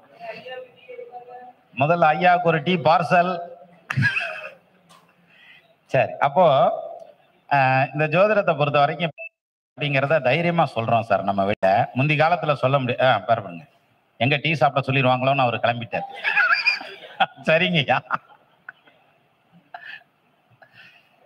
இன்னொன்னு, சிலர் ஜோசியர் ஆபீஸ்ல போய் பாருங்க, இந்த பார்க்க வந்தவங்க பாவம் அவன் கஷ்டத்துல சோகமா வந்திருப்பான், நம்ம ஜோசியர் அதை விட சோகமா உட்காந்துருப்பார். ரெண்டு பேரும் சேர்ந்து பயங்கர சோகமாகி வக்கிரமும் சேர்ந்து அங்கதான்டா நாங்க நிக்கிறோம்ன்ற மாதிரி இருப்பாங்க. சரியா? என் நண்பர் ஒருத்தர் இருக்கார், சாதகம் சொல்லி சொல்லி அப்படியே கிறங்கி போய் அவங்க அழுது அதை பார்த்து எனக்கு அழுது வந்து நானும் அழுது அப்படின்னாரா. அப்பதான் நான் சொன்னேன், ஏண்டா நீ ஆபீஸ் போட்டது சாதகம் பாக்குறதுக்கா இல்ல கூட்டு சேர்ந்து கும்மி அடிக்கும்? எல்லாரும் ஒன்னா உட்காந்து கட்டி பிடிச்சி சத்தோட அழுதுட்டு வரலாம்னு ஆபீஸ் போட்டியா அப்படின்னு. அப்புறம் என்னன்னு சார் சொல்றது, அதான் தூக்கம் தொண்டே அடைக்குது அப்படின்னுவாங்க. டாக்டரா இருந்தா நம்ம வைப்ரேட் ஆகக்கூடாது. சரிங்களா? நம்ம வைப்ரேட் ஆனோம்னா வைத்தியம் பார்க்கறதுக்கு போல குரல் அறுத்துப்படுவோம். அதனால நம்ம ஜோசியருங்கிற பட்சத்துல நம்ம வைப்ரேட் ஆகக்கூடாது. அவன் வந்திருப்பான் சார், பெரிய பிரச்சனையில தான் வந்திருப்பான். யாரு இல்லைன்னா இங்க 5ஆம் தேதி சப்தி ஆகுன்றாங்க, கடன் கட்டலைன்னா அரெஸ்ட் வருதுன்றாங்க, நோட்டீஸ் ஒட்டிடுவேன்றாங்க. சார் நிஜமா சொல்றேன், இதே பேச்சோட ஒருத்தர் வந்தார், என்னுடைய நண்பர். இன்னைக்கு நான் போட்டிருக்க சட்டை கூட அவருதான் தச்சது. சரியா? அந்த நண்பர் வந்தார், இந்த மாதிரி பேங்க்ல லோன் போட்டிருந்தது, பெரிய நெருக்கடி, ரொம்ப ரொம்ப நெருக்கடி. அந்த நெருக்கடியில வர்றார், ஒரு நாளும் கேட்பாருங்க, இன்னைக்கு இப்ப நோட்டீஸ் ஓட்டுறேன்றாங்க, இன்னையோட கணக்கை முடிக்கிறேன்றாங்க, சப்தி பண்றேன்றாங்க, இப்படின்னே வருவார். நான் அவர் வர்றப்பெல்லாம் ஒரு ஜாமக்கோள் எடுப்பேன். அதுல பாத்தீங்கன்னா உதயாதிபதி ஆட்சியா இருக்கேன், உச்சமா இருக்கேன், ஆரூட உதயம் ஒன்னா இருக்கேன், ஆரூடாதிபதி ஸ்ட்ராங்கா இருப்பாரு. இது ஒன்றும் நடக்காதியா, அவன் வரமாட்டாயா, வந்தாலும் நிக்காதியா, அப்படியே சொல்லிக்கிட்டு இருப்பேன். என்னங்க நான் எப்போ வந்தாலும் எல்லாம் நடக்காது, அவன் வரமாட்டான்னு சொல்றீங்க, கடன் கட்டுவேன்னு என்னைக்காவது சொன்னீங்களா அப்படின்னு. தெரிஞ்சா சொல்ல மாட்டோம் ஐயா. ஆனா நான் விளையாட்டுக்கு சொல்ல சார், ஒரு வருஷம் அவர் இதே மாதிரி தான் நடந்தார் என்கிட்ட. ஒரு 2 நாளைக்கு ஒருக்கா வந்துருவாரு. கடைசியில என்னாச்சுன்னா, கடைசி வரைக்கும் அந்த வீட்டை அவனால ஜப்தி பண்ணவே முடியல. அந்த பேங்க்காரனால முடியல. பேங்க் அவ்வளவு திறமை இல்லை, ஏன்னா இங்க சாமக்கோல் ஸ்ட்ராங்கா இருக்குது, நமக்கு காமிக்குது. சரியா? அப்ப என்னடா இது ஆச்சரியமா இருக்கு அப்படின்னா, உண்மையிலேயே எனக்குமே ஆச்சரியமா தான் இருந்தது. சார் நேஷனலைஸ் பேங்க்ல கடன் வாங்கியிருக்காரு சார். அவன் இவர் மேல ஆக்ஷன் எடுக்கிறான், அந்த ப்ராப்பர்ட்டியை அவன் அக்வயர் பண்ணணும், அவனால பண்ணவே முடியல சார். ஒரு வருஷமா பண்ணிக்கிட்டு இருக்காங்க. கடைசியில என்னாச்சுன்னா, வேற ஒரு நண்பர் அவரோட பொண்ணு நகையெல்லாம் அடமானம் வச்சு இவருக்கு பணம் கொடுத்து இவர் அதை கொண்டு போய் கட்டி திருப்பிட்டு வந்துட்டார் சார். கடைசி வரைக்கும் அந்த வீடு போகல சார். அப்ப இத்தனைக்கும் வட்டியும் முதல்ல எல்லாம் பெருந்தொகை வந்துருச்சு. அதுல பாதிக்கிட்ட தள்ளுபடி வந்துட்டான். பேங்க்காரனே தள்ளுபடி பண்ணி பாய்க்கு கொடுக்கறத விடுறா, என்னைய விடுறா, நான் கடன்காரனா நீ கடன்காரனான்னு தெரியலன்ட்டான். அந்த இடத்துக்கு போயிருச்சு. அப்போ இப்ப யோசிச்சு பாருங்க, ஒருத்தர் வர்றாங்க அப்படின்னா அவங்கள, அதாவது வர்றது வேதனையோட வரலாம், சிலர் சந்தோஷத்தோட வருவான். எப்படி வருவான்? இந்த மாதிரி பிள்ளைக்கு கல்யாணம் பண்ணலான் இருக்கேன் அப்படின்னு வருவாங்க. ஒரு நண்பர் வர்றார், அதை பாருங்க ஜோதிடத்துல எவ்வளவு எக்ஸ்பீரியன்ஸ் இருக்குன்னு பாருங்க. ஒரு நண்பர் வர்றார், சாதகத்தை பார்த்தாக்க அதுக்கு கல்யாண காலம் போய்கிட்டு இருக்குது. அது என்னையா கல்யாண காலம்? சுக்கிரன் செவ்வாய் சேர்ந்து இருக்குது, கோச்சார குரு அது மேலே ஏறி உட்காந்துட்டு இருக்காரு ஸ்டூலை போட்டு. அப்போ எப்படினாலும் இதில் கல்யாண பேச்சு வரும் அப்படின்றதுனால நீங்கள் கல்யாணம் பண்ணிடலாமுங்க அப்படின்னு. என்னையா பேச்சு பேசுகிற? +2 முடிச்சிருக்கா புள்ள, நான் MBBS சேர்க்கலாம்னு நினச்சிக்கிட்டு வந்திருக்கிறேன்னு. இல்லை கல்யாணம் பண்ணுறதுக்கான அதுக்கான தசாவத்தி நடக்குது. அவர் உடனே, அதாவது எப்பவுமே பணம் படைத்தவர்கள், பதவி படைத்தவர்கள், அதிகாரம் படைத்தவர்கள் அவங்க பக்கத்தில் வச்சுக்க கூடாது. ஏன்னா ரொம்ப ஃபயர் மாதிரி இருப்பாங்க சார், ஒரு நேரம் பேக் ஃபயர் ஆயிடுவாங்க. அப்போ என்னாச்சு, ஒரு தடவை அவர் கேட்கல, கோவம் வந்துருச்சு, சத்தம் போட்டார் என்னைய. சரின்ட்டு அப்புறம் அனுப்பிச்சிட்டா, போயாச்சுன்னு வச்சுங்க. அதுக்கப்புறம் கொஞ்சம் ஒரு 6 மாதம் கழிச்சு வந்தார், உட்காந்துருந்தார். எனக்கு ஞாபகம் இருக்கா அப்படின்னாரு. ஜாதகம் கொடுத்ததும் ஞாபகம் இருக்குங்கய்யா, பாராட்டிட்டு போனால் கூட மறந்துடலாம், 4 வார்த்தை திட்டிட்டு வேற போயிருக்கீங்களே அப்படின்னு தான். சரி ரைட் அப்படின்ட்டு அப்புறம் என்ன சொல்லுங்கன்னா, நான் கேட்குறதுக்கு முன்னாடியே அவர்கிட்ட இருந்து வந்தது வார்த்தை, இவன் எங்கே இருக்கான்னு அப்படின்னாரு. ஏங்க என்னாச்சுங்க? அவள் பிறப்பிட்டாயா, கல்யாணம் பண்ணிட்டாயா அப்படின்ற, திருப்பி வருவாளான்னு வருன்னு. இப்போ பாருங்க, இது வந்து பெருமைக்காக சொல்றது இல்லை, அந்த ஒரு விஷயம் நமக்கு தெரியுது. சரியா? தெரியுதுன்னா அந்த நோட்டை வாங்கினதுமே, இதா இவ ஓடி போயிடுவாயா உன் புள்ள, இது என்ன புள்ள வளர்த்து வச்சிருக்க நீ அப்படின்ற மாதிரி ஒரு வார்த்தை சொன்னோம்னு வச்சுங்களேன், சரியா, வலது கால் செருப்பையும் இடது கால் செருப்பையும் கலட்டிக்கிட்டு அடிச்சிருக்கான் நம்மளை. அதனால அது சரியா வராது. அதுக்கு பொய்மையும் வாய்மை இடத்த புரிதீர்த்த நன்மை வயக்குமணி, நான் கொஞ்சம் மென்மையா சொல்லணும் இல்லையா? அதனால இந்த பிள்ளைக்கு வந்து படிக்க வைக்கிறதெல்லாம் படிக்க வச்சுக்கிறலாமுங்க, கல்யாணம் பண்ணி வைங்க, புருஷனோட சேர்ந்து போய் படிச்சுக்கிறட்டேன் அப்படின்னு அப்படித்தான் சொல்லணும். நம்ம அந்த பாயிண்ட்ல தான் சொல்லணும். ஆனால் அது அவருக்கு புரியாது. சரிங்களா? சிலருக்கு நம்ம நாசூக்கா சொல்லுவோம், ஏங்க இப்போ வந்து இந்த வீடு கட்டலாமான்னு. இல்லைங்க, இன்னும் ஒரு 6 மாசம் கழிச்சு கட்டினா நல்லா இருக்கு, இப்போ கேது ஊத்தி நடந்துட்டு இருக்கு, அதுக்கப்புறம் சுக்கர ஊத்தி வரும். சரி, இல்ல சொத்து வந்து எங்க அக்கா பேர்ல இருக்குது, அப்ப நான் கட்டலாமா? இல்ல இவங்க அப்பா பேர்ல இருக்கு, கட்டலாமா? இல்ல அவர் பணம் கொடுக்குறாரு, கட்டலாமா? அதாவது கடைசியில நம்மளை என்ன சொல்லுவாங்கன்னா, சரி நீ எண்ணி வந்த காரியம் ஈடேறும், போய் கட்டுன்னு சொல்லணும். நம்ம அந்த இடத்துக்கு கொண்டு வருவாங்க பாருங்க நம்மள. அப்படி லெஃப்ட் டர்ன் எடுத்து, ரைட் டர்ன் எடுத்து, ஒரு யூ டர்ன் எடுத்து, அப்படி வந்து கரெக்டா கொண்டு வந்தாங்க நிப்பாட்டுவாங்க. அப்படியும் கட்டலாமுங்க. உடனே நம்மளுக்கு டவுட் வந்துடும். அப்படியும் கட்டலாமுங்க, இல்ல இப்படியும் கட்டலாமுங்க கூடாது. ஒரு விஷயத்த பிடிச்சா நட்ட குத்துல நின்றணும் அதுலயே. அப்ப எதற்காகவும் ஜோதிடத்துல வந்து நம்ம, அதாவது அது என்ன சொல்லுவாங்க, அவங்க நம்மளை ஃபோர்ஸ் பண்றாங்கிறதுக்காக நம்ம பாசிட்டிவா சொல்லக்கூடாது. என்ன காரணம்னா, இதுக்கு ஒரு சின்ன எடுத்துக்காட்டு. பொருத்தம் பார்க்க வருவாங்க, பையன் ஜாதகத்தையும் பொண்ணு ஜாதகத்தையும் கொடுப்பாங்க. கொடுத்துட்டு இதுல பாருங்க அது அப்படியாக்கும், இந்த பையன் என்னது படிச்சிருக்கிறேன், நாங்க 3 பொண்ணு தேடிக்கிட்டே இருக்கேன், எங்களுக்கு பொண்ணு கிடைக்கவே இல்லை, அல்லது வந்து மாப்பிள்ளை தேடிக்கிட்டே இருக்கேன், எங்களுக்கு மாப்பிள்ளை கிடைக்கல, இந்த மாப்பிள்ளை பக்கத்து ஊரா இருக்குது, ஒரு வகையில் எங்களுக்கு சொந்தமா இருக்குது, அல்லது தூரத்துல பழகுனதா இருக்குது, பல காலம் தெரிஞ்ச ஃபேமிலியா இருக்குது. இப்படின்னா என்ன அர்த்தம்னா, நீ எதுவும் பீஸை பிடுங்கிறாத, கனெக்ஷனை கரெக்டா கொடு அப்படின்னு அர்த்தம். சரியா? சரி, நம்ம அங்க பார்த்தோம்னா நம்ம புடுங்க வேண்டியது இல்லை, அது ஏற்கனவே புடுங்கித்தாயா கிடக்குது அப்படின்ற மாதிரி இருக்கும். சரியா? அப்போ இப்ப நம்ம இதை என்னன்னு சொல்றது? சரி ரைட்டு, நீங்க கல்யாணம் பண்றதுன்னா பண்ணலாமுங்க, இது வந்து இப்படி இருக்குது, அதாவது என்னென்ன மாதிரி இருக்குது, அதனால இவங்களுக்கு இடையில பிரச்சனை வரும், கொஞ்சம் அனுசரிச்சு போய்க்கங்க, சமாளிச்சுக்கங்க, ஆனா கல்யாணம் பண்ணலாம் அப்படின்னு சொன்னோம்னா, இல்லைங்க அப்புறம் வேற என்ன பண்றது, வயசும் ஆயிட்டே போகுது, நாங்களும் பதிலே சொல்ல முடியல அப்படின்னு சொல்லிட்டு ஓகே சொல்லி அந்த கல்யாணத்துக்கு வந்துருவாங்க. கல்யாணம் முடிஞ்சிடும். அதுக்கப்புறம் சண்டை சச்சரவு வரும். அதுக்கப்புறம் என்ன பண்ணுவாங்கன்னா, அந்த சாதத்தை எடுத்துட்டு வேற ஜோசியர்கிட்ட போவாங்க. போய் என்ன சொல்லுவாங்கன்னா, நாங்க பொருத்தம் பார்த்து தாங்க பண்ணணும், அத்தனை பொருத்தம் இருக்குன்னு இந்த ஆண்டாள்தேன்னு சொன்னேன், அந்த ஆலமரத்தடியில் இருப்பான் பாரு, அந்த ஆள்தான் சொன்னேன், எவ்வளவு பொருத்தம் இருக்குதுமா, 18 பொருத்தம் இருக்குன்னாங்க அப்படின்னுவான். ஏன்னா எத்தனை பொருத்தம் இருக்குன்னு நம்மளுக்கும் தெரியாது, அவங்களுக்கும் தெரியாது. ஏன்னா மொத்தம் உள்ள பொருத்தம், திருமண பொருத்தம் 27ஆம் சார். ஆனா நம்ம பாக்குறது தசவித பொருத்தம்னு 10 பொருத்தம் தானே பாக்குறான். நான் பூரா பொருத்தம் இருக்குன்னு சொன்னாங்க, நான் கூட வேணான்னே, இவதான் சொன்னா கேட்கவே மாட்டேன்ட்டான் அப்படி மாதிரி பொண்டாட்டியா கையை காமிச்சு, அவன் சொன்னா சரியா இருக்கும்னு சொன்னான்வாங்க. அதனால அந்த பேச்சுக்குள்ள போய் நம்ம மாட்டக்கூடாது. அப்பயே சொல்லிடணும், ஐயா இங்க பாரு, இது இப்படித்தான் நிக்குது, அது அப்படித்தான் நிக்குது, பிள்ளையாட வளர்த்து வச்சிருக்க, நீ போஸ்ட் மரத்தை வளர்த்து வச்சிருக்க, அது வளையவே வளையாது, புருஷனுக்கு வளைஞ்சு கொடுக்காம எப்படி ஒத்து போகும். அதனால அந்த காலத்திலேயே பழமொழி சொல்லியிருக்கேன், ரோசக்காரனுக்கு கடனை கொடு, துப்பு கட்டவனுக்கு புள்ளைய கொடுன்னு. அதனாலதான் ஓ மாமனார் உனக்கு பொண்ணு கொடுத்துருக்கான், நீயும் ஒன்னிய மாதிரி ஆளா பார்த்து கொடுத்துரு, பிரச்சனையே இருக்காது அப்படின்ற மாதிரி சொல்லி விளக்கம் சொல்லிட்டோம்னா, அது அந்த செட்டப்ல போய் அதுக்கப்புறம் கல்யாணம் பண்ணா கூட ஓரளவுக்கு நம்ம பேரை காப்பாத்திக்கலாம். சரியா? தப்பிச்சுக்கலாம். கரெக்ட், தப்பிச்சுக்கலாம். அதை விட்டுட்டு நீங்க வந்து அவங்க கார்னர் பண்றாங்கங்கிறதுக்காக நம்ம கார்னர் ஆயிடக்கூடாது அப்படிங்கிற பாயிண்ட்டையும் அதுல வச்சுக்கணும். அடுத்ததா ஜோதிடத்தை பொறுத்த வரைக்கும் நம்ம சம்பாதிக்கிறோம்ல சார், சம்பாத்தியம்னு வருது இல்ல, அதுல தானம் தர்மம் அப்படிங்கிறது ரொம்ப முக்கியம் சார். அது கண்டிப்பா பண்ணணும் சார். பெருசா பண்ணலைன்னாலும் சிறுசா பண்ணா போதும். பொண்ணு வைக்க வேண்டாம், பூ வச்சா போதும் இல்லையா? இந்த இப்போ நம்ம சுபமாரிமுத்து வந்தவர் நிறைய 500 ரூபா நோட்டா எண்ணி வச்சாரு. நம்ம அது வைக்கலன்னா கூட எதையாவது ஒரு பொண்ணு வைக்கிறதுக்கு போல அந்த சந்தாவை ஒழுங்கா கொடுத்தா கூட போதும். சந்தா இருக்குல்ல சரியா? இந்த மீட்டிங்னு போடுறாங்கன்னா ஏதோ சந்தாவையாவது கரெக்டாக கொடுப்பான், அடுத்து மீட்டிங் போடட்டும் அப்படின்னு ஒரு உத்வேகத்தை கிளப்பி விடுறதுக்கு அதையாவது பண்ணா கூட போதுமானது. அப்போ நம்ம கான்ட்ரிபியூஷன்ல தானம் தர்மம் பண்ணணும் அப்படின்னு சொன்னேன் இல்லையா? தானம்னா என்ன, தர்மம்னா என்ன சார்? நீங்க ஜோதிடர் சங்கத்துக்கு கொடுக்கறது தானம், யாருன்னே தெரியாதவங்களுக்கு கொடுக்கறது தர்மம். அதான்.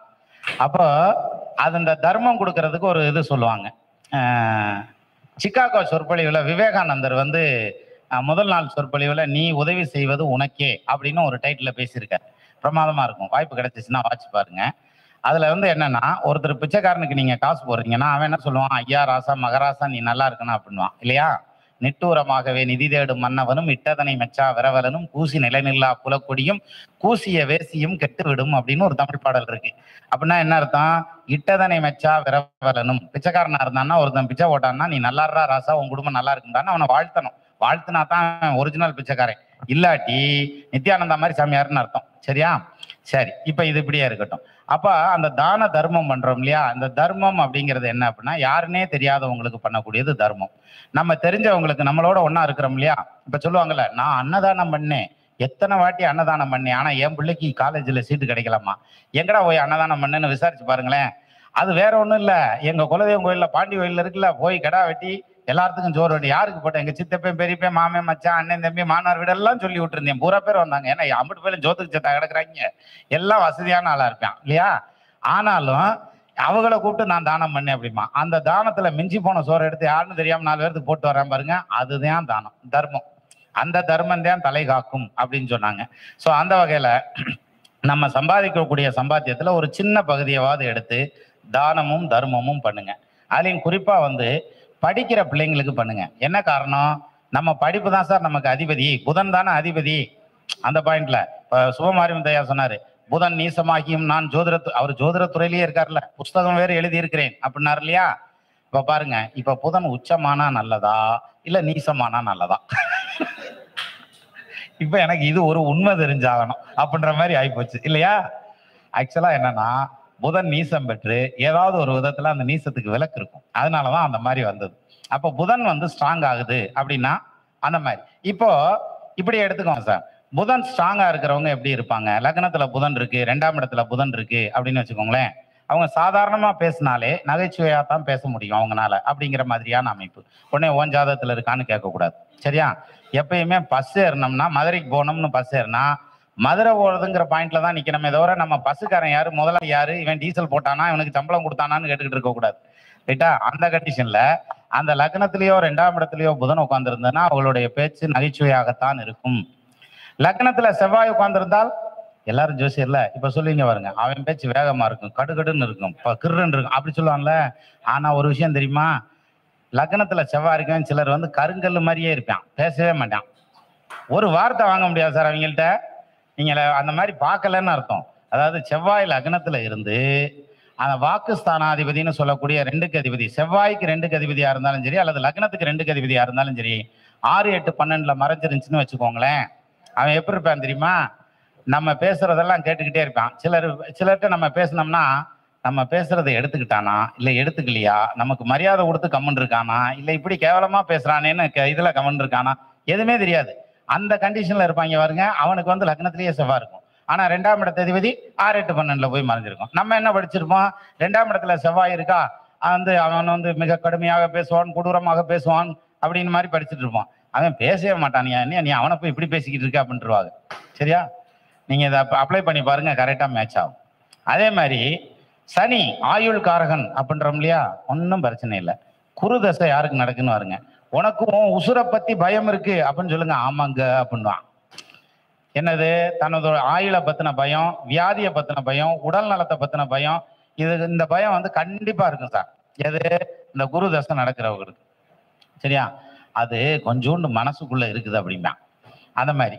அதே மாதிரி இப்ப கேது தசை நடக்குது அப்படின்னா என்ன சொல்லுவாங்க? ஞானவான், தர்மவான், நீதிமான், வேறமான், கவரிமான், தோரிமான், இந்த மாதிரி.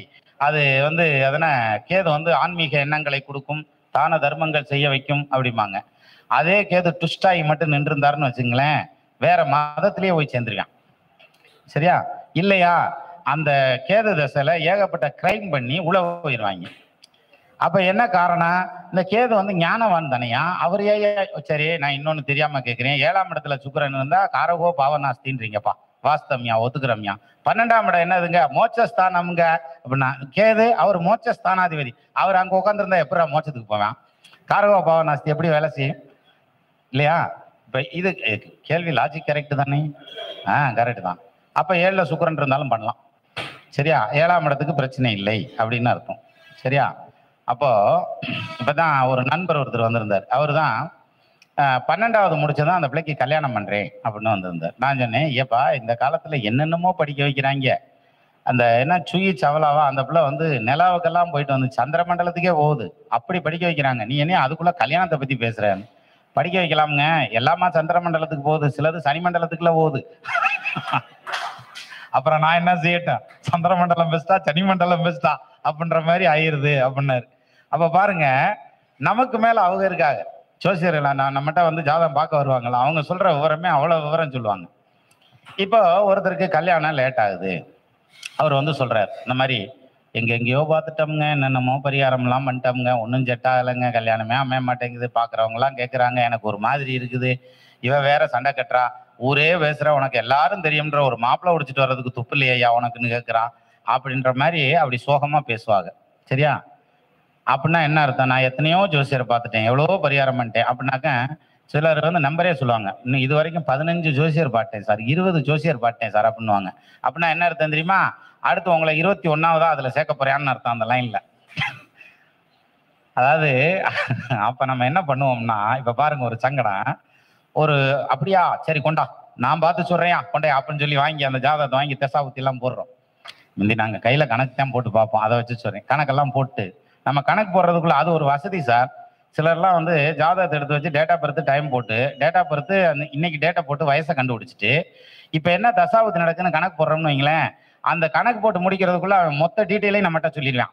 அதுல பாருங்க, 2 பசங்க 2 இப்படி தருதலையா திரியுதுங்க, இவனும் வேலைக்கு போக மாட்டேன், அவனும் படிக்க மாட்டேன், அவங்க அப்பனும் சரியில்லை, என் மாமியார் சொல்லணும்.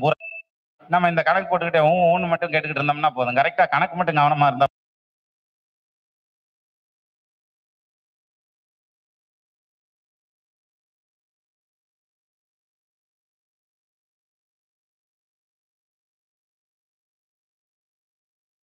அது இதுல நான் என்ன பெரிய புடிங்கியா அப்படின்னுவாங்க. சரி, அப்போ இந்த இதை கையில கொடுத்துட்டு அந்த டீட்டெயில் எல்லாம் அவங்களே சொல்லிடுவாங்க. இப்ப அப்படி இல்லை சார், அவங்க வாட்டுக்கு கிண்ணுன்னு உட்காந்துருப்பாங்க. நம்ம என்ன பண்ணுவோம்? இப்ப தசாபுத்தியை பார்ப்போம். இப்ப நடக்கிறது சனி திசை புதன் புத்தி நடக்கிறது, சரி சனி திசை கேது புத்தி நடக்குது அப்படி வச்சுக்கோங்க. கேது புத்தி நடக்குது, நம்ம என்ன வரும் தெரியுமா? இப்ப கேது புத்தி நடக்குது, அது முடிஞ்சதுக்கு அப்புறம் சுக்கிர புத்தி வரும். அப்ப சுக்கிர புத்தியில கல்யாணம் ஆயிடும்ல அப்படிங்கிற மாதிரியான ஒரு மனோநிலைக்கு நம்ம என்ன சொல்லுவோம்னா, நம்ம எல்லாரும் சொல்லுவோம், ஆமான்னு சொல்லணும் நான் சொன்னதை சொல்லிட்டு அந்த கேது புத்தி முடிஞ்சு சுக்கிர புத்தி வரையில் கல்யாணம் நடக்கும் அப்படின்னு சொல்லுவோம் நம்ம. சரியா?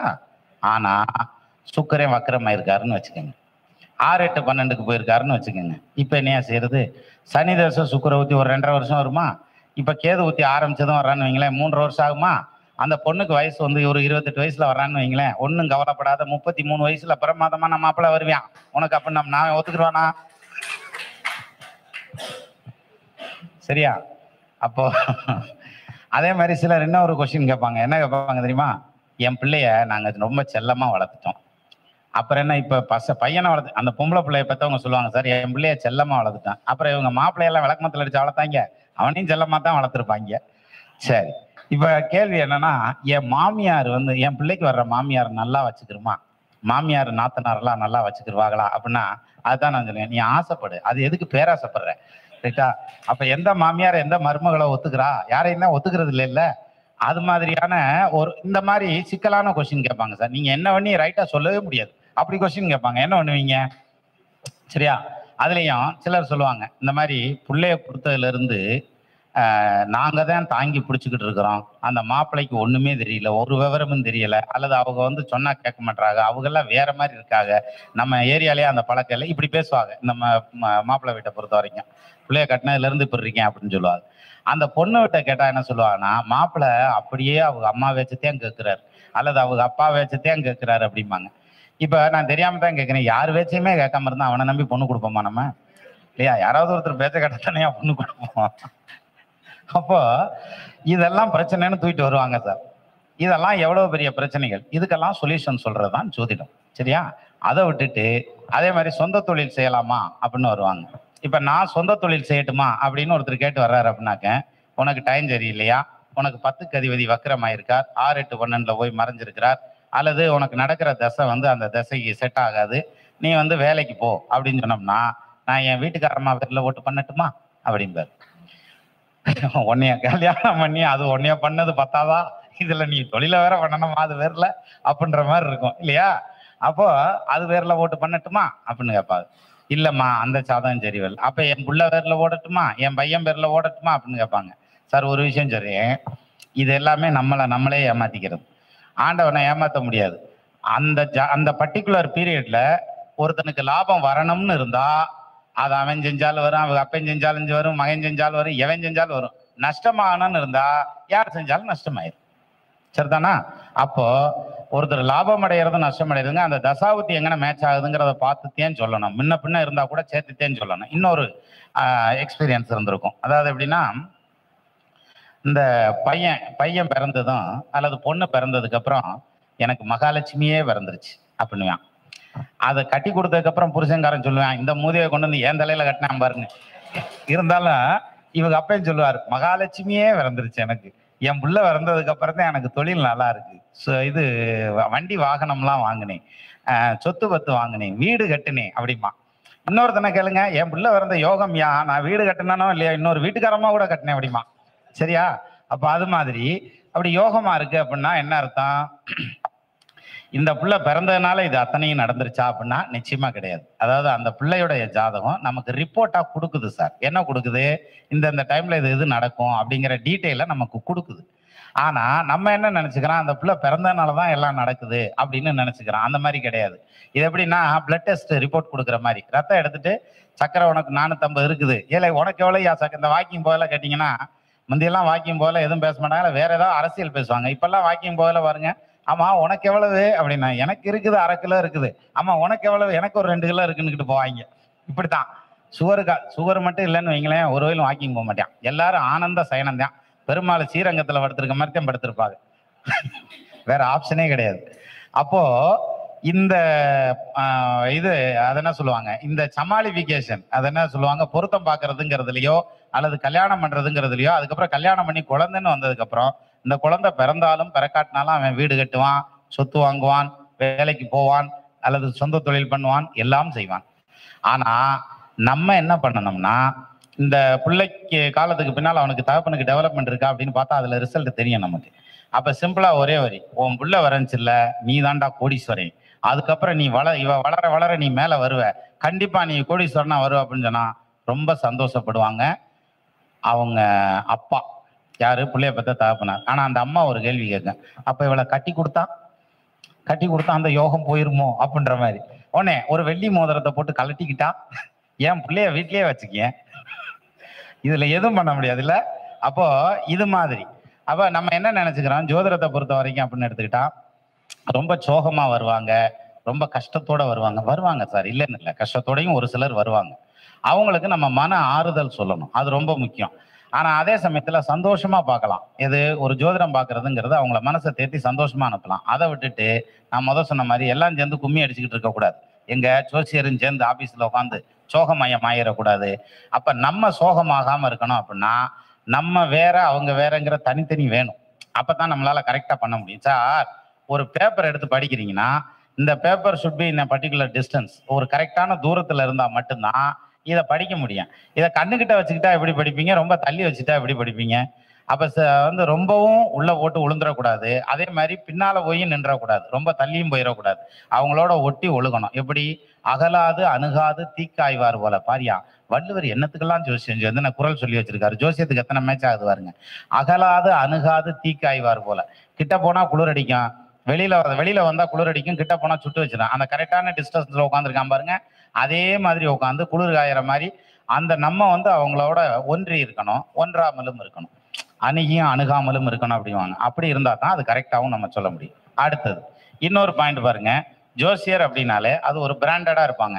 ஒரு பட்டை அடிச்சுக்கிறது, சந்தன போட்டு வச்சுக்கிறது, ருத்ராட்ச கொட்டை போடுறது, ஸ்படிக மாலை போடுறது, அப்கோர்ஸ் இப்பயே நிறைய போட்டிருப்பாங்க. இந்த காவி வேஷ்டி கட்டுறது. இதுக்கு ஒரு திருக்குறள் இருக்கு, மலித்தலும் நீட்டலும் வேண்டாம் உலகம் பழித்தது ஒழித்து விடி. அவ்வளவுதான், சிம்பிள். அப்படின்னா என்ன அர்த்தம்? மலித்தலும் நீட்டலும் வேண்டாம். நான் ஜோசியர்னு எக்ஸ்போஸ் பண்ணவே வேண்டியதில்லை. அதே மாதிரி சுருக்கியும் வச்சுக்க வேண்டியதில்லை, யாருக்கும் தெரியாம ஒளிச்சும் வைக்க வேண்டியதில்லை. மலித்தலும் நீட்டலும் வேண்டாம், உலகம் பழித்தது ஒழித்து விடி. உலகத்துல எது தப்புன்னு சொல்றானோ, எதெல்லாம் தப்புன்னு சொல்றானோ அந்த தவறுகளை விலக்கிட்டு நீ ஒழுக்கமா மட்டும் இரு, உங்ககிட்ட எந்த சின்னமும் வேண்டாம், நீ ஜெயிச்சிருவ வாழ்க்கையில. என்கிட்ட வந்து கேட்பாங்க, எங்க ராசிக்கல் என்ன கல் போடலாமுங்க? 1/2 இன்ச்சு சிப்ஸ் போடு, இல்லாட்டி 1.5 இன்ச்சு சல்லியா போடு, வேற என்னத்த வேணாலும் போடு. இல்லையா ராசிக்கல் நான் என்னையா ஓட்டுறீங்க, நானே ஒன்றும் போடல, அப்புறம் என்ன நீ ஓடுறதுக்கு? எனக்கு தெரியாதுப்பா, நீ வேணா பார்த்து போட்டுக்கப்பா அப்படின்ட்டுருவேன். என்னன்னா என்னை பொறுத்த வரைக்கும் ஒரு விஷயம் நான் தெளிவா இருக்கேன் சார். எழுதின எழுத்தை ஈசன் அழிச்சு எழுத போறானா? நிச்சயமா கிடையாது. அதை படிச்சு சொல்ற வேலை தான் நம்மளுது. சரியா? நம்ம என்ன எழுதவா போறோம்? அப்ப கல் வாங்கி போடுனா அவன் விதியை மாத்திருவியா நீ? அப்படின்னாக்க நம்மளால மாத்த முடியாது சார். இது தலையெழுத்தை மாத்தணும்னா ஒரே ஒரு வழிதான். செயல்பட்டு அடிந்தது செந்தூர் வயற்பொழில் தென்கடம்பின் மார்பட்டு அடிந்தது பூங்கடியார் மென்மனம் மாமயிலோன் வேல்பட்டு அடிந்தது வேலையின் ஜூரனும் வெறுப்பும் அவன் கால்பட்டு அடிந்தது இங்கு என் தலைமையில் என் கையெழுத்தேன்றான். அப்ப முருகப்பெருமானுடைய திருவடி பட்டா நம்மளுடைய தலையெழுத்து மாறும். ஜோசியத்துக்கு முருகன் அதிபதி சார்.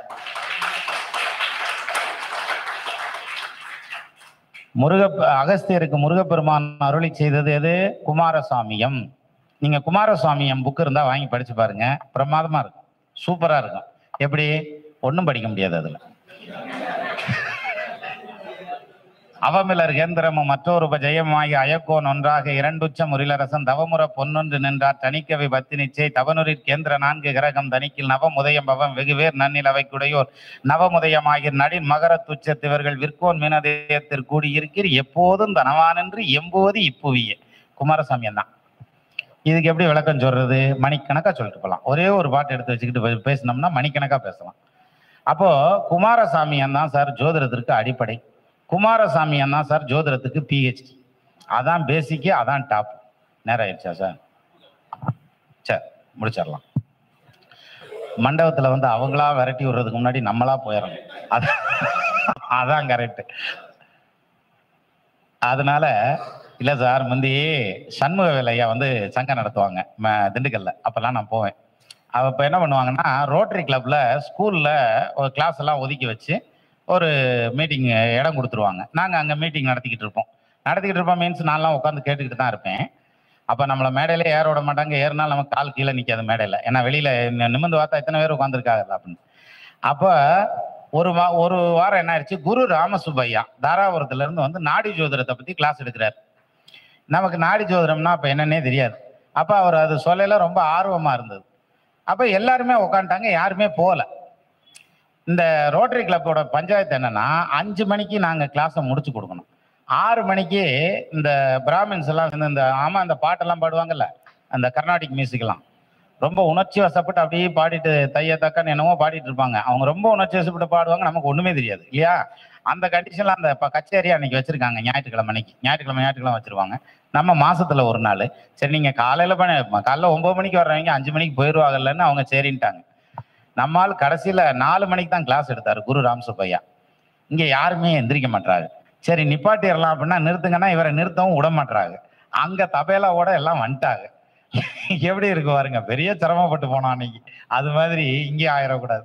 எனவே மொத்தத்துல அப்ப ஜோதிடம் அப்படின்னு எடுத்துக்கிட்டா நம்ம பார்க்குற தொழில வந்து நேர்மை இருந்தால் போதுமானது அப்படின்னு சொல்றாங்கல்ல. மலித்தலும் நீட்டலும் வேண்டாம் உலகம் பழித்தது ஒழித்து விடின் அப்படின்னா அந்த நேர்மையை கடைபிடித்தால் நிச்சயமா நம்ம தொழில ஜோதிடம் மட்டும் இல்லை, எந்த தொழிலா இருந்தாலும் அதுல வெற்றி அடையலாம்.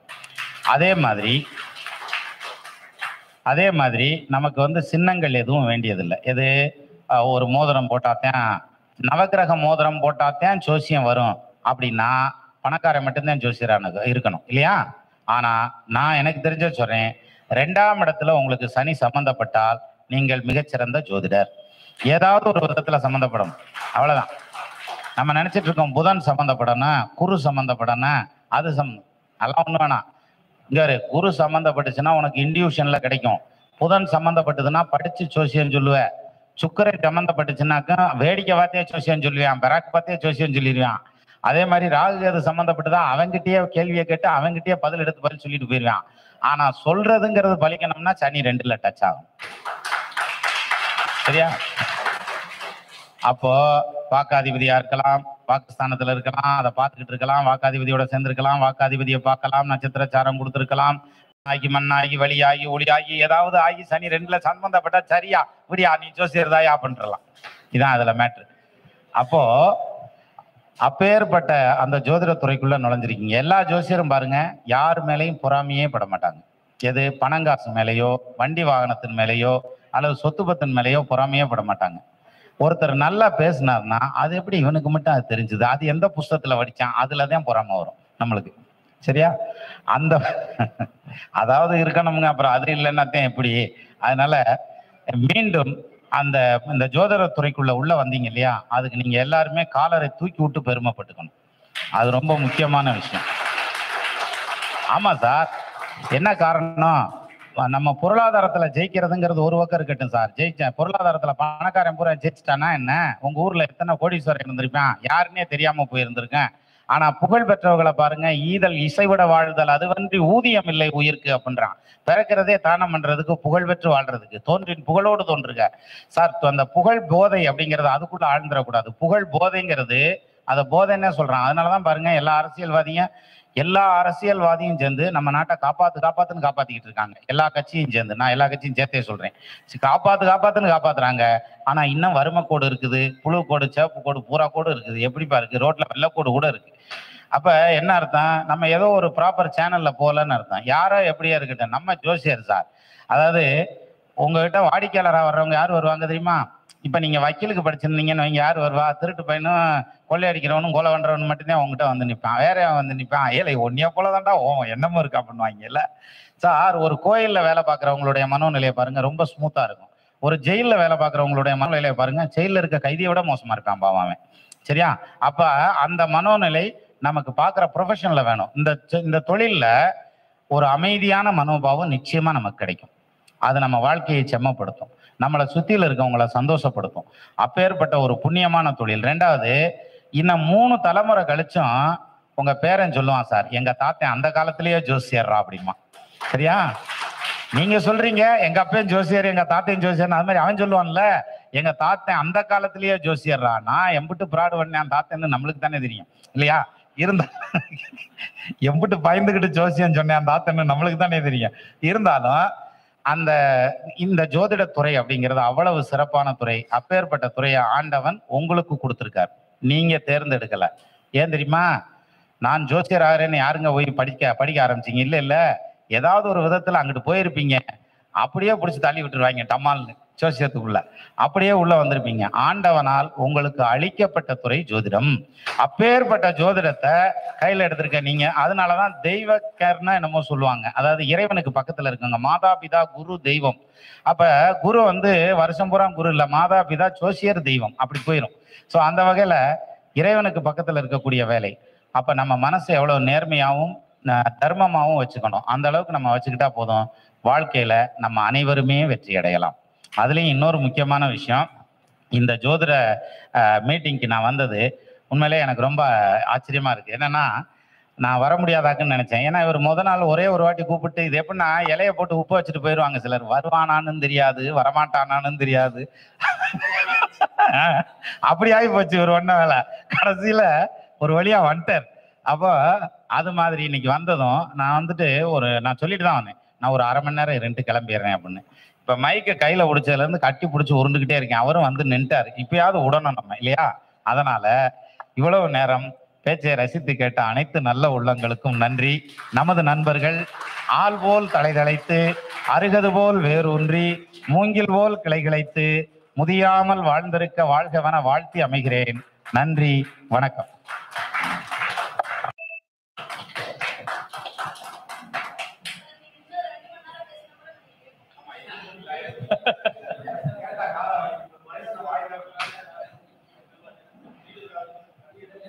மிகவும் சிறப்பாக திருச்செங்கோடு ஸ்டார் தமிழ்நாடு ஜோதிட அறக்கட்டளைக்கு ஐயா, நாங்களாம் எப்பயாவது பார்ப்போமா அப்படிங்கிற எண்ணத்தில் இருந்தோம். ஃபுல்லாகவே ஐயாவை பார்க்கக்கூடிய சூழ்நிலை. மணிகண்டராஜோட நிகழ்ச்சிக்கு ஃபஸ்ட்டு வந்திருந்தார். அடுத்த நாள் சென்னைக்கு போயிருந்தார். மறுபடியும் இங்கே மதுரைக்கு வந்திருந்தார். இது எல்லாமே நாங்கள் தொடர்ச்சியாக பார்த்துட்டு இருந்த காலகட்டங்களில் நாங்கள் தங்கப்பாண்டியன் ஐயாட்ட சொல்லி, ஐயா ஒரு நாளைக்கு இங்கே வர சொல்லணுங்க ஐயா அப்படின்னு சொல்லி கேட்டிருந்தேன். ஐயாவோட அனுமதியோட இங்கே வந்திருந்து மிகவும் சிறப்பாக இவ்வளவு நேரம் பெரிய கருத்துக்களை மிக எப்படி சொல்ல வேண்டும் என்பதை எளிமையாக சொல்லிக் கொடுத்த ஐயா அவர்களுக்கு நமது ஐயா அவர்கள் மரியாதை செய்யுமாறு அன்புடன் அழைக்கிறேன்.